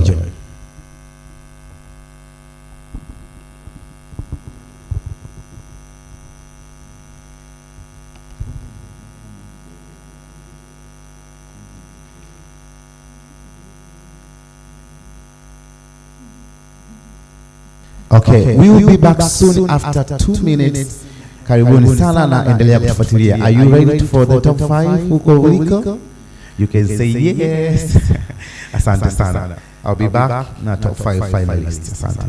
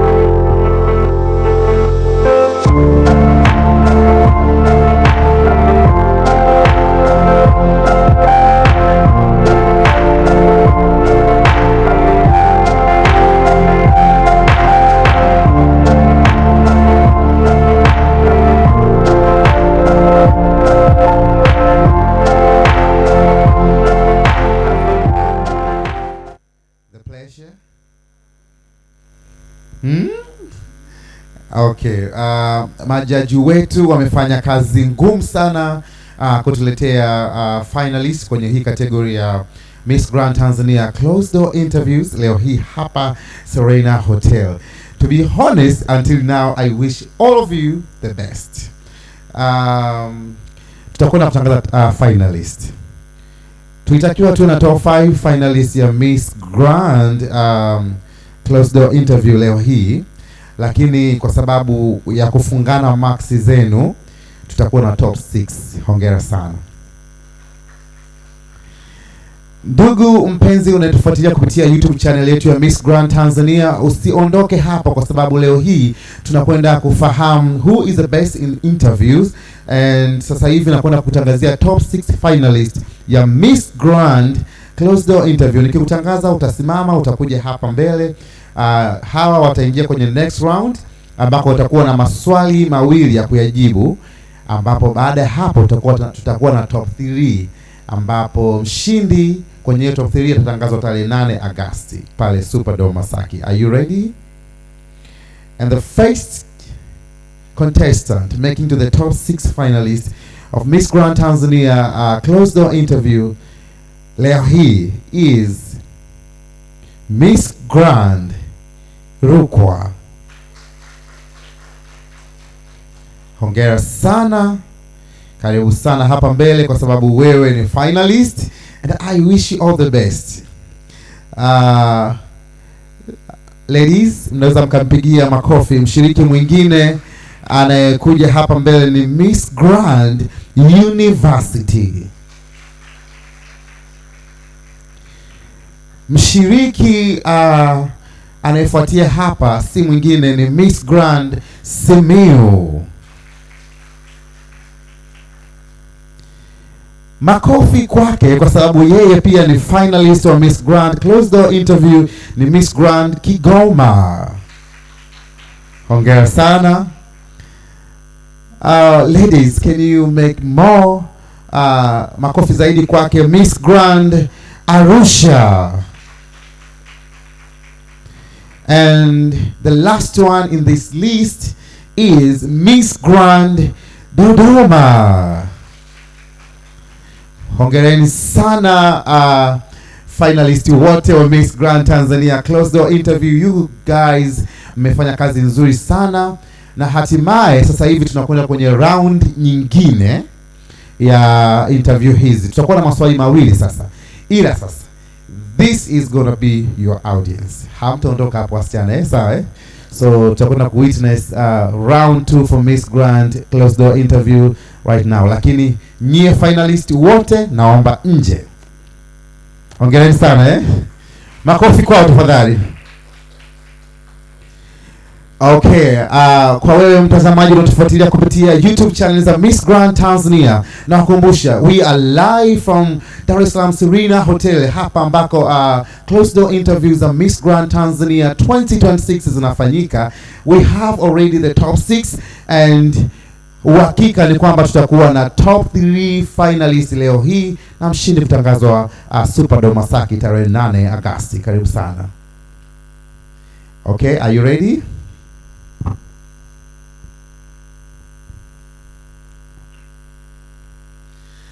Okay, tunaanza na mrembo wetu wa kwanza kwenye top 6 finalists, Miss Grand Dodoma. Makofi. Jamani, tumeweka hapa ili at least sasa ile tuwaongezee joto kidogo. So unajua hizi AC zinapuliza sana wakiwa wamefika hapa mbele. Kwa hiyo tupigie makofi kidogo ili wapate joto. Congratulations Miss Grand Dodoma kwa kuingia top 6. How are you now? I'm doing great. Karibu sana, na sasa hivi tutakuwa na maswali mawili. Muda ni ule dakika moja kwa swali moja. Unayo idhaa ya kuchagua wewe kwamba utatumia Kiswahili ama Kiingereza. Karibu sana. To be honest, I wish you all the best. Thank you. Hello Miss Dodoma. Hello. How does it feel kuwa hapo? I feel nervous. Nervous? Yeah. Okay, lugha gani utatumia this time? English please. English. Okay. The first question is, With the increasing number of employers using artificial intelligence instead of human workers, should artificial intelligence be taxed to protect the value of human labor in the job market? Thank you for a good question. I think artificial intelligence has brought a great change in automation, pressing human beings, human resources into technology. So I think it should be taxed because actually human resources need to get employment.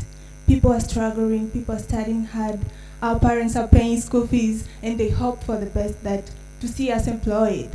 So I think artificial intelligence should be taxed, yes. Yeah, we move to the second question. Many less developed countries, especially in Africa, are rich in natural resources. Yet, many citizens continue to live in absolute poverty. Is corruption the main source of underdevelopment, or is poor leadership the deeper problem? Thank you for a good question. I think sustainability of a country can be determined by its economic development, though the leadership schemes can also influence poverty, but that doesn't mean it is the only measure or the only reason that there is poverty in our country. I think poverty has become a very big problem to many of our developing countries, but it doesn't mean people doesn't work or doesn't mean leaders has undermined. Therefore, hard work and promoting sustainability, economic sustainability, can help us to create that economic development where each and every person is able to live and sustain in the world. Thank you so much.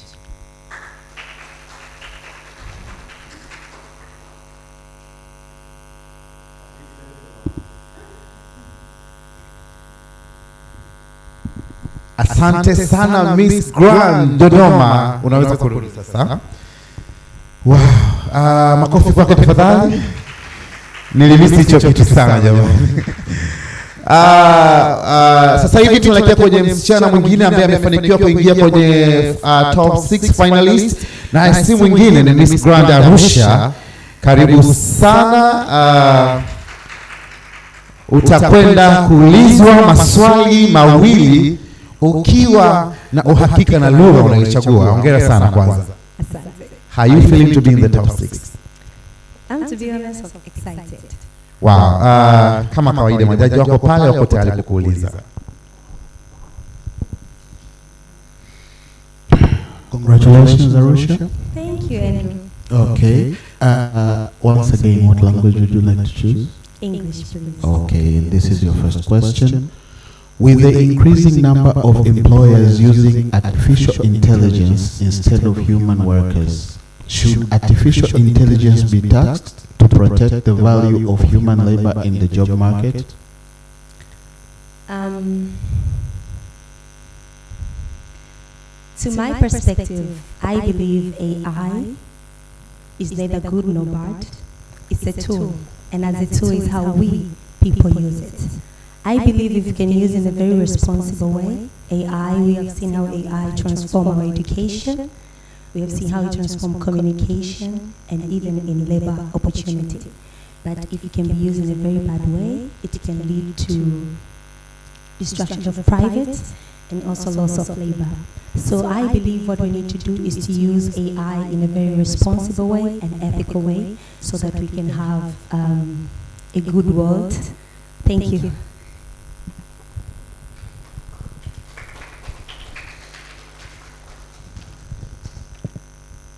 Naona tumepata audience. The room was very tense. At least now we may relax. Okay. The second question. Many less developed countries, especially in Africa, are rich in natural resources, yet many citizens continue to live in absolute poverty. Is corruption the main source of underdevelopment, or is poor leadership the deeper problem? I believe both. I believe poor leadership, and I believe also poverty. But what we can do in today's world, we need leaders who are looking about the savings of the people they lead, and also they are very accountable. They know they're making mistakes, and they are there to make sure that they are learning from their mistakes. I believe we need leaders who can listen to the people, who are there for the service of their people. But also we can be able to remove the poverty by the government increasing investment in education and also employment opportunity. I believe if we can do both of these, we can have a nation that is very strong and empowered. Thank you.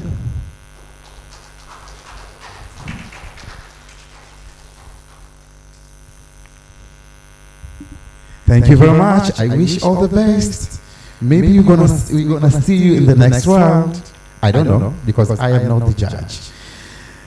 Okay, now we're having another beautiful lady, Miss Grand Kigoma. Miss Grand Kigoma.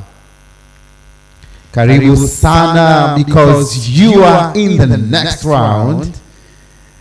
And we can't wait to see you here speaking.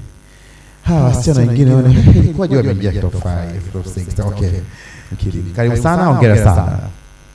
Thank you. Hi again. Good evening. Good evening. Karibu. So the first question. Sorry.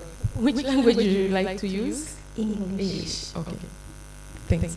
So the first question is, with the increasing number of employers using artificial intelligence instead of human workers, should artificial intelligence be taxed to protect the value of human labor in the job market? Come again. With the increasing number of employers using artificial intelligence instead of human workers, should artificial intelligence be taxed to protect the value of the human labor in the job market? Okay. The availability of artificial intelligence has led to loss of a lot of people's jobs in the world of today. As we see in a lot of business sectors, companies, people are just using artificial intelligence in doing their works, of which it's good as it helps in increasing the rate of working ability, but it has also led to an effect, as because a lot of people, youth, are losing their jobs, they're not getting the availability or chance to work, of which it's bad. So I would rather say it balances in the middle. It's in a good side and it's in a bad side. Thank you. Your second question? Many less developed countries, especially in Africa, are rich in natural resources, yet many citizens continue to live in absolute poverty. Is corruption the main source of underdevelopment, or is poor leadership the deeper problem? Should I repeat? Yes, come on. Many less developed countries, especially in Africa, are rich in natural resources, yet many citizens continue to live in absolute poverty. Is corruption the main source of underdevelopment, or is poor leadership the deeper problem? Both corruption and poor leadership are leading or causing into this. As when we speak about leadership, our leaders are the ones who are supposed to be in front in ensuring that everything goes on well, everything is done on point. So also corruption is something that brings out things behind. As we are seeing in terms of corruption, the ones who are being favored out are the ones who are more powerful, the ones who are more rich, of which you might find out people who are very well and capable of doing out things, or which could take us from a certain point into another point, being left out behind just because they are not rich. So corruption is mainly done by the ones who have money, who have the capability. It brings, or it gives out a point into affecting those actions. Thank you.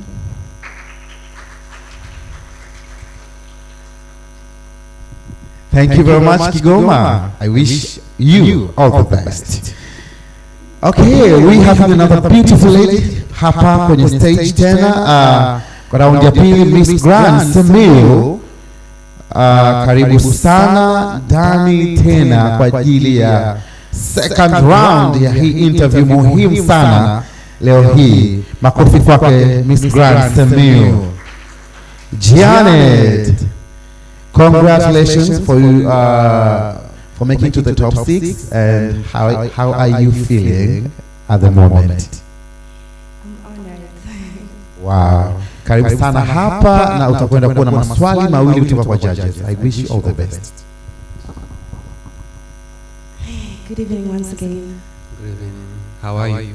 I'm good. English or Swahili? English, please. Okay, English indeed. Okay, the first question. With the increasing number of employers using artificial intelligence instead of human workers, should artificial intelligence be taxed to protect the value of human labor in the job market? Thank you very much. And my answer is yes. I believe that if we control AI, we're going to save the number of employment to the people, because we cannot depend on artificial intelligence. We need human labor to be there. And for that case, I humbly, not criticizing AI, it should be used, but we're emphasizing on human labor, as well as not to increase the number of unemployment in the country. Thank you very much.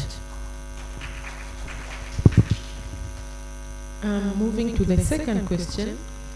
Many less developed countries, especially in Africa, are rich in natural resources. Yet, many citizens continue to live in absolute poverty. Is corruption the main source of underdevelopment, or is poor leadership the deeper problem? Thank you very much. I think the two causes are the problems to why our countries are not developing. Sometimes poor leadership is a cause to why these natural resources are not improved well. And when it comes to corruption, and yes, there are corrupted leaders, and for us to eliminate that, we need our country to be led with people who are honesty and are ready to serve our country with pure hearts.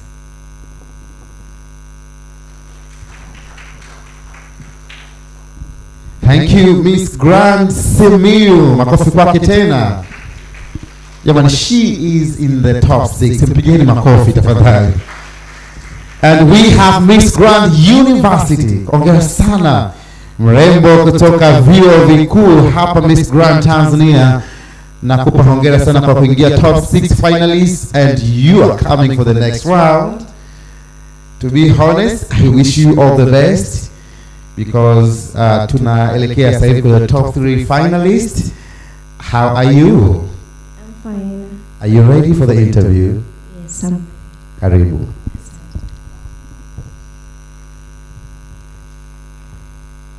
Good evening, universities, once again. Good evening. What language? Kiswahili. Okay, so this is your first question. Swali lako la kwanza, kutokana na ongezeko la idadi ya waajiri wanaotumia teknolojia ya akili mnemba AI badala ya binadamu, je, akili mnemba inapaswa kutozwa kodi zaidi ili kulinda thamani ya kazi za binadamu katika soko la ajira? Samahani, naweza kurudia swali? Sawa. Kutokana na ongezeko la idadi ya waajiri wanaotumia teknolojia ya akili mnemba AI badala ya binadamu, je, akili mnemba inapaswa kutozwa kodi zaidi ili kulinda thamani ya kazi za binadamu katika soko la ajira? Asante kwa swali zuri. Habari za jioni mabibi na mabwana, na nitajibu swali kama ifuatavyo.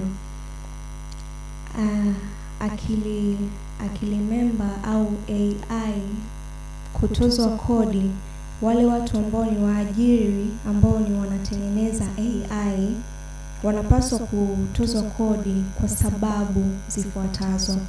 Kwanza ni wanakwamisha ajira kwa watu, kwa sababu kutokana na teknolojia inavyozidi kuongezeka, watu wanazidi kuipa kipaumbele AI kuliko kuipa nguvu kazi sisi kama sisi binadamu. Kitu kingine, watu wanatumia AI badala ya kufikiri kwa mawazo yao na kuumiza kichwa nini kifanyike, lakini wengi wao wanatumia AI kurahisisha mambo bila ya kujali kwamba AI ni kitu ambacho kinaweza kikakosea, au ile teknolojia imetengenezwa na inaweza ikakosea kwa namna yoyote, kwa sababu ile ni teknolojia, lakini mwanadamu anaweza akakosea lakini akarekebisha. Inakwamisha ajira pia, ni kitu kingine ambacho watu wanapaswa kujua, kwa sababu watu wamekuwa wakitumia teknolojia ya AI kuipa kazi tofauti tofauti au kuipa vipengele tofauti tofauti vya kufanya, lakini wanaacha kumpa kipaumbele binadamu ambaye anatumia nguvu kazi, anatumia uwezo wake wa kufikiri wa kimungu kutengeneza mawazo ambayo yatakuwa ni sahihi. Asante. Hello. Hi. How are you? I'm fine. Umesema tutumie Kiswahili. Ndio, tafadhali. Okay. Swali la mwisho. Nchi nyingi zinazoendelea duniani hasa barani Afrika zina utajiri mkubwa wa rasilimali, lakini bado wananchi wengi wanaishi katika umaskini uliokithiri. Je, rushwa ndio chanzo kikuu cha maendeleo duni au uongozi usio bora ndio tatizo kubwa zaidi? Asante kwa swali zuri. Nitalijibu kama ifuatavyo. Ni kweli nchi nyingi za Afrika zina vivutio tofauti tofauti vya kitalii, lakini hazina maendeleo kama nchi za Ulaya. Hizi ni sababu ambazo zinaweza zikapelekea kwa nini nchi za Kiafrika zinakuwa hazina maendeleo, japokuwa kuna vivutio mbalimbali vya kitalii. Rushwa ni moja kati ya kitu ambacho tunaweza tukasema ni sababu, na uongozi, kuwa na viongozi ambao wanakula rushwa pia inaweza ikawa ni sababu pia, kwa sababu rushwa na viongozi ambao wanakula rushwa, hivyo ni vitu ambavyo viko sawa. Hiyo ni moja. Mbili, kushindwa kutumia rasilimali zetu wenyewe kujinufaisha sisi wenyewe, lakini tunanufaisha wengine, kwa sababu wao watakuwa wanakuja kuinvest kwetu. Sisi hatuwezi kuona kile kitu kizuri ambacho tunacho sisi, lakini wao kwa sababu wanaona watakuja kukitumia. Sisi kwa sababu hatukipi kipaumbele, wao wataona potential au wataona uzuri wa ndani yake kile kitu ambacho sisi tunacho, watakuja kuinvest kwenye maeneo yetu tofauti tofauti, na hiko ndio kitu ambacho kitaturudisha sisi nyuma. Mfano mdogo ni kwamba unakuta tukiongelea rushwa, unakuta viongozi wengi sana wanapewa rushwa na wale wageni ambao wanakuja kwa ajili tu kwamba nataka kuchukua kitu fulani, nataka kuinvest kwenye sehemu fulani, bila ya kujali kwamba hii rasilimali ni mali ya taifa letu, ni mali ya nchi yetu. Wanaangalia maslahi yao binafsi kwanza kabla ya kuangalia nini kinahitajika kwenye taifa letu. Asante. Asante, muda wako umekwisha kabisa. Sasa hivi tunakwenda kwenye mshiriki wa mwisho ambaye ameingia top 6 finalist, ni Miss Grand Rukwa. Makofi kwake akiwa anaingia. Miss Grand Rukwa, hongera sana, karibu hapa mbele. Hongera sana kwa kufika hatua hii muhimu sana. Sasa hivi tupo kwenye mchujo mwingine ambao tutakwenda kutafuta top 3 finalist. Utakuja hapa, utakuwa na maswali mawili, then tutajua are you going or not. Karibu sana. Hi, once again. Hello. Twende na Kiswahili au Kiingereza? Kiingereza. Okay, English it is. The first question: with the increasing number of employers using artificial intelligence instead of human workers, should artificial intelligence be taxed to protect the value of human labor in the job market? With the increasing number of employers using artificial intelligence instead of human workers, should artificial intelligence be taxed to protect the value of human labor in the job market? Thank you for the question. I believe that the innovation of technology that was brought to us, it has come to help us, to assist us. The technology that we have been introduced to, the artificial intelligence, it is not there to replace us. It is there to assist us. It is there to help us with the progress, help us with the different factors that we are running through, for example, healthcare, education, and businesses. Therefore, I think it should not be taxed because it is there to help us, not to replace us. It is there to assist us. It is there as a system to let us go through. It helps us in our development. If it is taxes, that means even a small business person won't be able to do different businesses ideas that he wanted to do through the innovation of AI or our technology that we have been introduced to. So I think it should not be taxed so that it can give equal opportunity to everyone who wants to do with it. Thank you. Thank you, Rukwa. Your next question. Many less developed countries, especially in Africa, are rich in natural resources, yet many citizens continue to live in absolute poverty. Is corruption the main source of underdevelopment, or is poor leadership the deeper problem? Should I repeat? Many less developed countries, especially in Africa, are rich in natural resources, yet many citizens continue to live in absolute poverty. Is corruption the main source of underdevelopment, or is poor leadership the deeper problem? Thank you for the question. Well, both factors, they hinder our development in general. But when we come to our resources, is that the poor leadership also contributes a lot in the underdevelopment of many of our countries in Africa. I believe that when we have a good leadership, we can be able to encounter corruption. We can be able to encounter any kind of disaster that comes a long way. So corruption may be a part of a factor, but it can be solved by a good leadership. So in poor leadership, it therefore hinders our development when it comes to the resources factors. Thank you.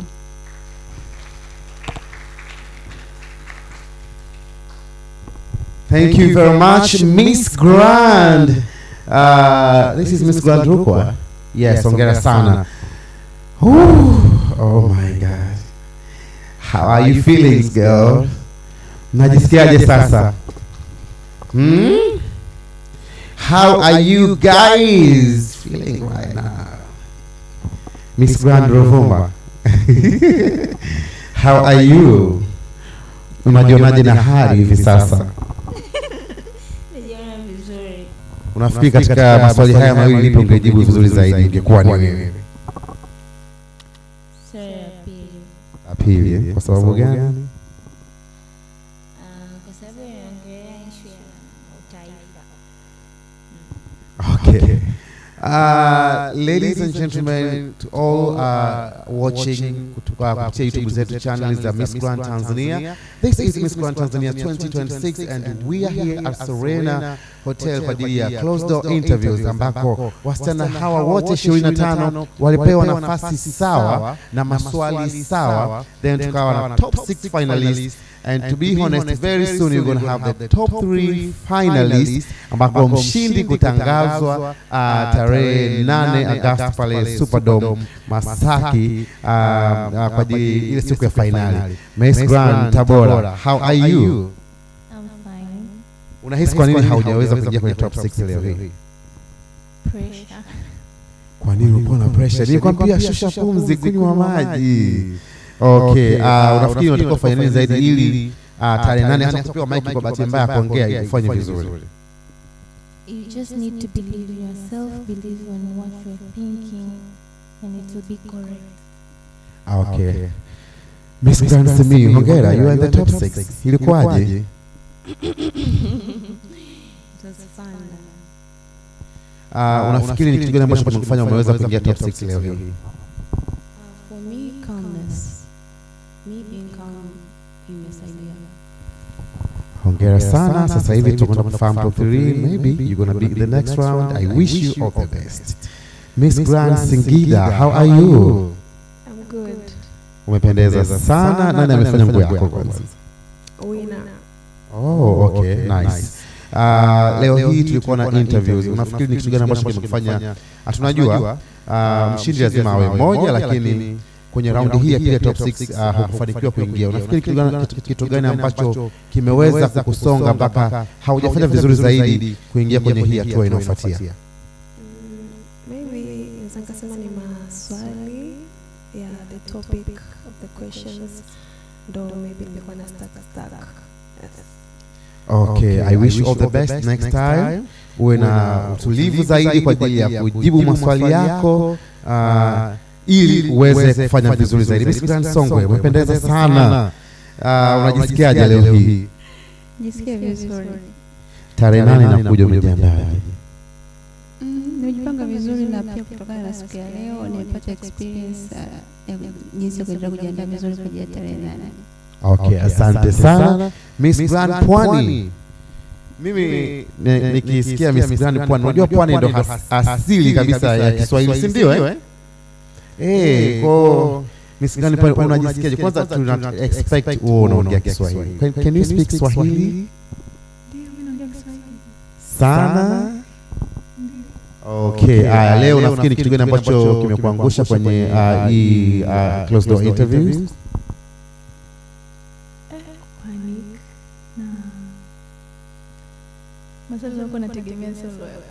Why should you expect any question? Wewe ready kwa kitu chochote. Kwa nini utegemea swali lipi kabla tuambie? Kwamba if you win Miss Grand today. Okay. Thank you Miss Grand Pwani. Na kuomba tu uwe tayari kwa sababu unaweza kaulizwa Mtwara ngoma zao za asili zinaitwaje? Wewe ni Miss Grand Mtwara, unajisikiaje leo hii? I'm feeling great. Okay, interview yako ilikuwaje? It was wonderful. And unahisi tu kwamba hauja bless, so kwa sababu because the winner ni mmoja, si ndio? Wewe unajiweka wapi kwenye zile position sasa hivi? Nikisema kuanzia 7 mpaka 25.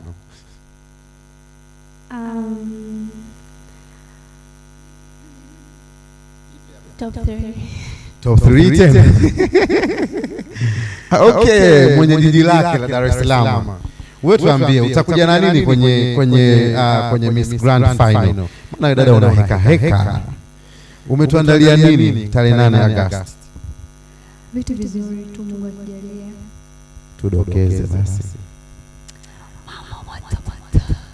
Dar es Salaam hakuna kupoa. Wow, we have the top 6 finalists over here. Miss Grand Ruko, hongera sana. How was your interviews? It was good. It was very good. Hongera sana. Unajisikiaje kuwa top 6? Najisikia vizuri. Yes, yes. Okay, I wish you all the best. We have Miss Grand Manyara. Umetuandalia kitu gani kutoka Manyara tarehe 8? Wewe hakuna siri hapa. Kwa nini uweke siri? Siri ilikuwa interview tu. Uko kingine kwa sio siri.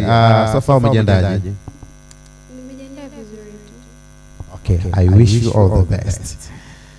Oh, jamani, Miss Grand Arusha, hongera sana kwa kuingia top 6 finalists. How are you feeling now? I'm excited, honored. Do you see yourself in the top 3? I don't know, it's up to the judges. To the judge. Hauna kiaro cha kujibu. Okay, I wish you all the best. Miss Grand Tanga. Hivi wewe unatumia lugha gani kujibu swali lako? Kiswahili, Kiingereza? Jamani, nimeshasahau. Au I used it English. Sasa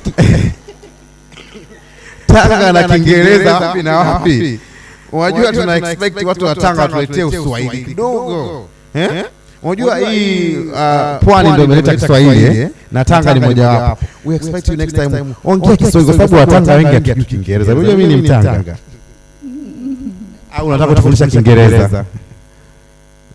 Shida ni Kiswahili fasaha, utakuwa okay, ushakata tayari. Okay, I wish you all the best next time. Miss Grand Kilimanjaro, how are you? I'm very fine, how are you? I am good. Nakumbuka interview yako, unajisikiaje? Nikikupa kuanzia 7 mpaka 25 unajipanga wapi? Kuanzia 7 mpaka 27 definitely. 7 mpaka 25 unajipa ngapi hapo? Yaani kuanzia mshiriki wa 7 mpaka 25. Nakuuliza hivi, we have already the top 6. Kutoka namba inafuatia 7 mpaka 25, wewe unahisi ulikuwa namba ngapi? 7. Wow, hongera sana. Next time fanya vizuri zaidi uingie kwenye namba 2, 1. Okay, we've done. Okay. Hello guys, are you ready for the top 3 finalists? Okay, nitarudi kwenu hapa baadaye. Congratulations Miss Grand Kigoma and you as well. Naomba nisogezewe matokeo. Oh my God, I'm so excited.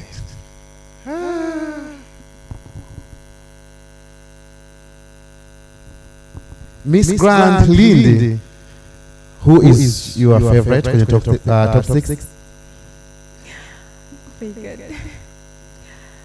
I think every contest has a best. Watu wamefanya vizuri, yani mpaka mimi ningekuwa jaji ningechanganyikiwa. Pole. Okay, Miss Grand Mwanza, how are you? Very good. How was your interview? Do you think why you are not in the top 6? Maybe because I answered very short and clear. Very short. Maybe I should have added more details. So I wish you all the best next time. Oh, man. Oh, congratulations. You are in the top 6. Now, hapa na matokeo. Are you ready for the result? Yes, I'm ready. Okay, I wish you all the best. Miss Grant Morogoro, how are you? I'm fine. Utumia lugha gani? Kiswahili. Okay, maybe next time try English.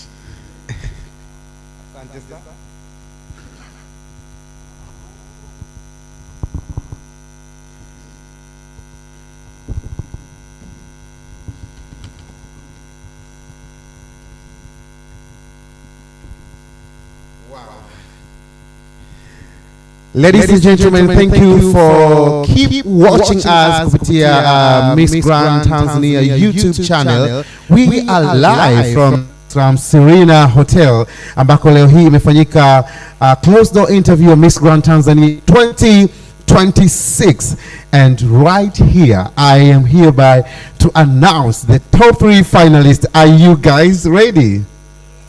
Thank you very much. And the winner to be announced in the 8th of August Superdome Masaki kwenye grand finale ya Miss Grand Tanzania 2026.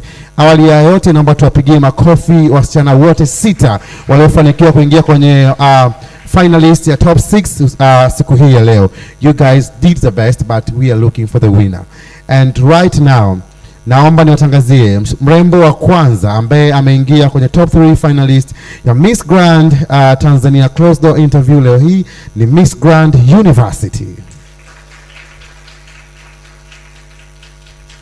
Hongera sana. Wanasema Kiswahili ni kigumu. Wewe umewezaje? Au kwa sababu wewe ni university? Hongera sana. Sasa hivi unaweza kuja hapa mbele. Haya. Ladies, are you ready for the next go? Making to the top 3? We have Miss Grand Rukwa. Hongera sana Miss Grand Rukwa kwa sababu wewe ni top 3 ya Miss Grand Tanzania based in closed door interviews. And the final, oh my God, msichana wa mwisho anayetetea nafasi yake kuingia kwenye Miss Grand Tanzania closed door interview is Miss Grand Kigoma. Makofi kwake tafadhali. Hongera sana girls, you have making and have been working so hard to be here. Mmoja kati hawa wasichana wazuri hapa mbele yenu atakuwa mshindi wa kategori hii. Na hii kategori inampeleka mtu wapi? Top? Okay, fine. I wish you all the best. Zawadi zitatolewa siku ya grand finale. How are you feeling now? I'm so happy and excited. Hongera sana. Miss Grand University, Kiswahili ni kigumu, watu wanakilalamikia. Wewe umewezaje kufika hapa na umeongea Kiswahili? Napenda utamaduni wa nyumbani, kwa hiyo Kiswahili hakuwa shida kwangu. Asante sana. Miss Grand Rukwa, how are you feeling now? I'm feeling very happy, and I want to just say thank you to the judges and everyone who listened. Thank you. Hongera sana. I wish you all the best. See you all at the grand finale of Miss Grand Tanzania 2026 pale Superdome Masaki. Naomba niwashukuru sana judges wetu kwa kazi nzuri na ngumu ambayo mmeifanya leo hii. Mchujo wa wasichana 25 kuwasikiliza na kujua ni nani anafaa zaidi, hiyo ni kazi ngumu zaidi. Naomba niwashukuru sana watazamaji wote wa Miss Grand Tanzania. Naomba niwakumbushe tarehe 8 Agosti ndio grand finale ya Miss Grand Tanzania pale Superdome Masaki, and I'll be there hosting the event. See you there. Thank you for now. Ciao.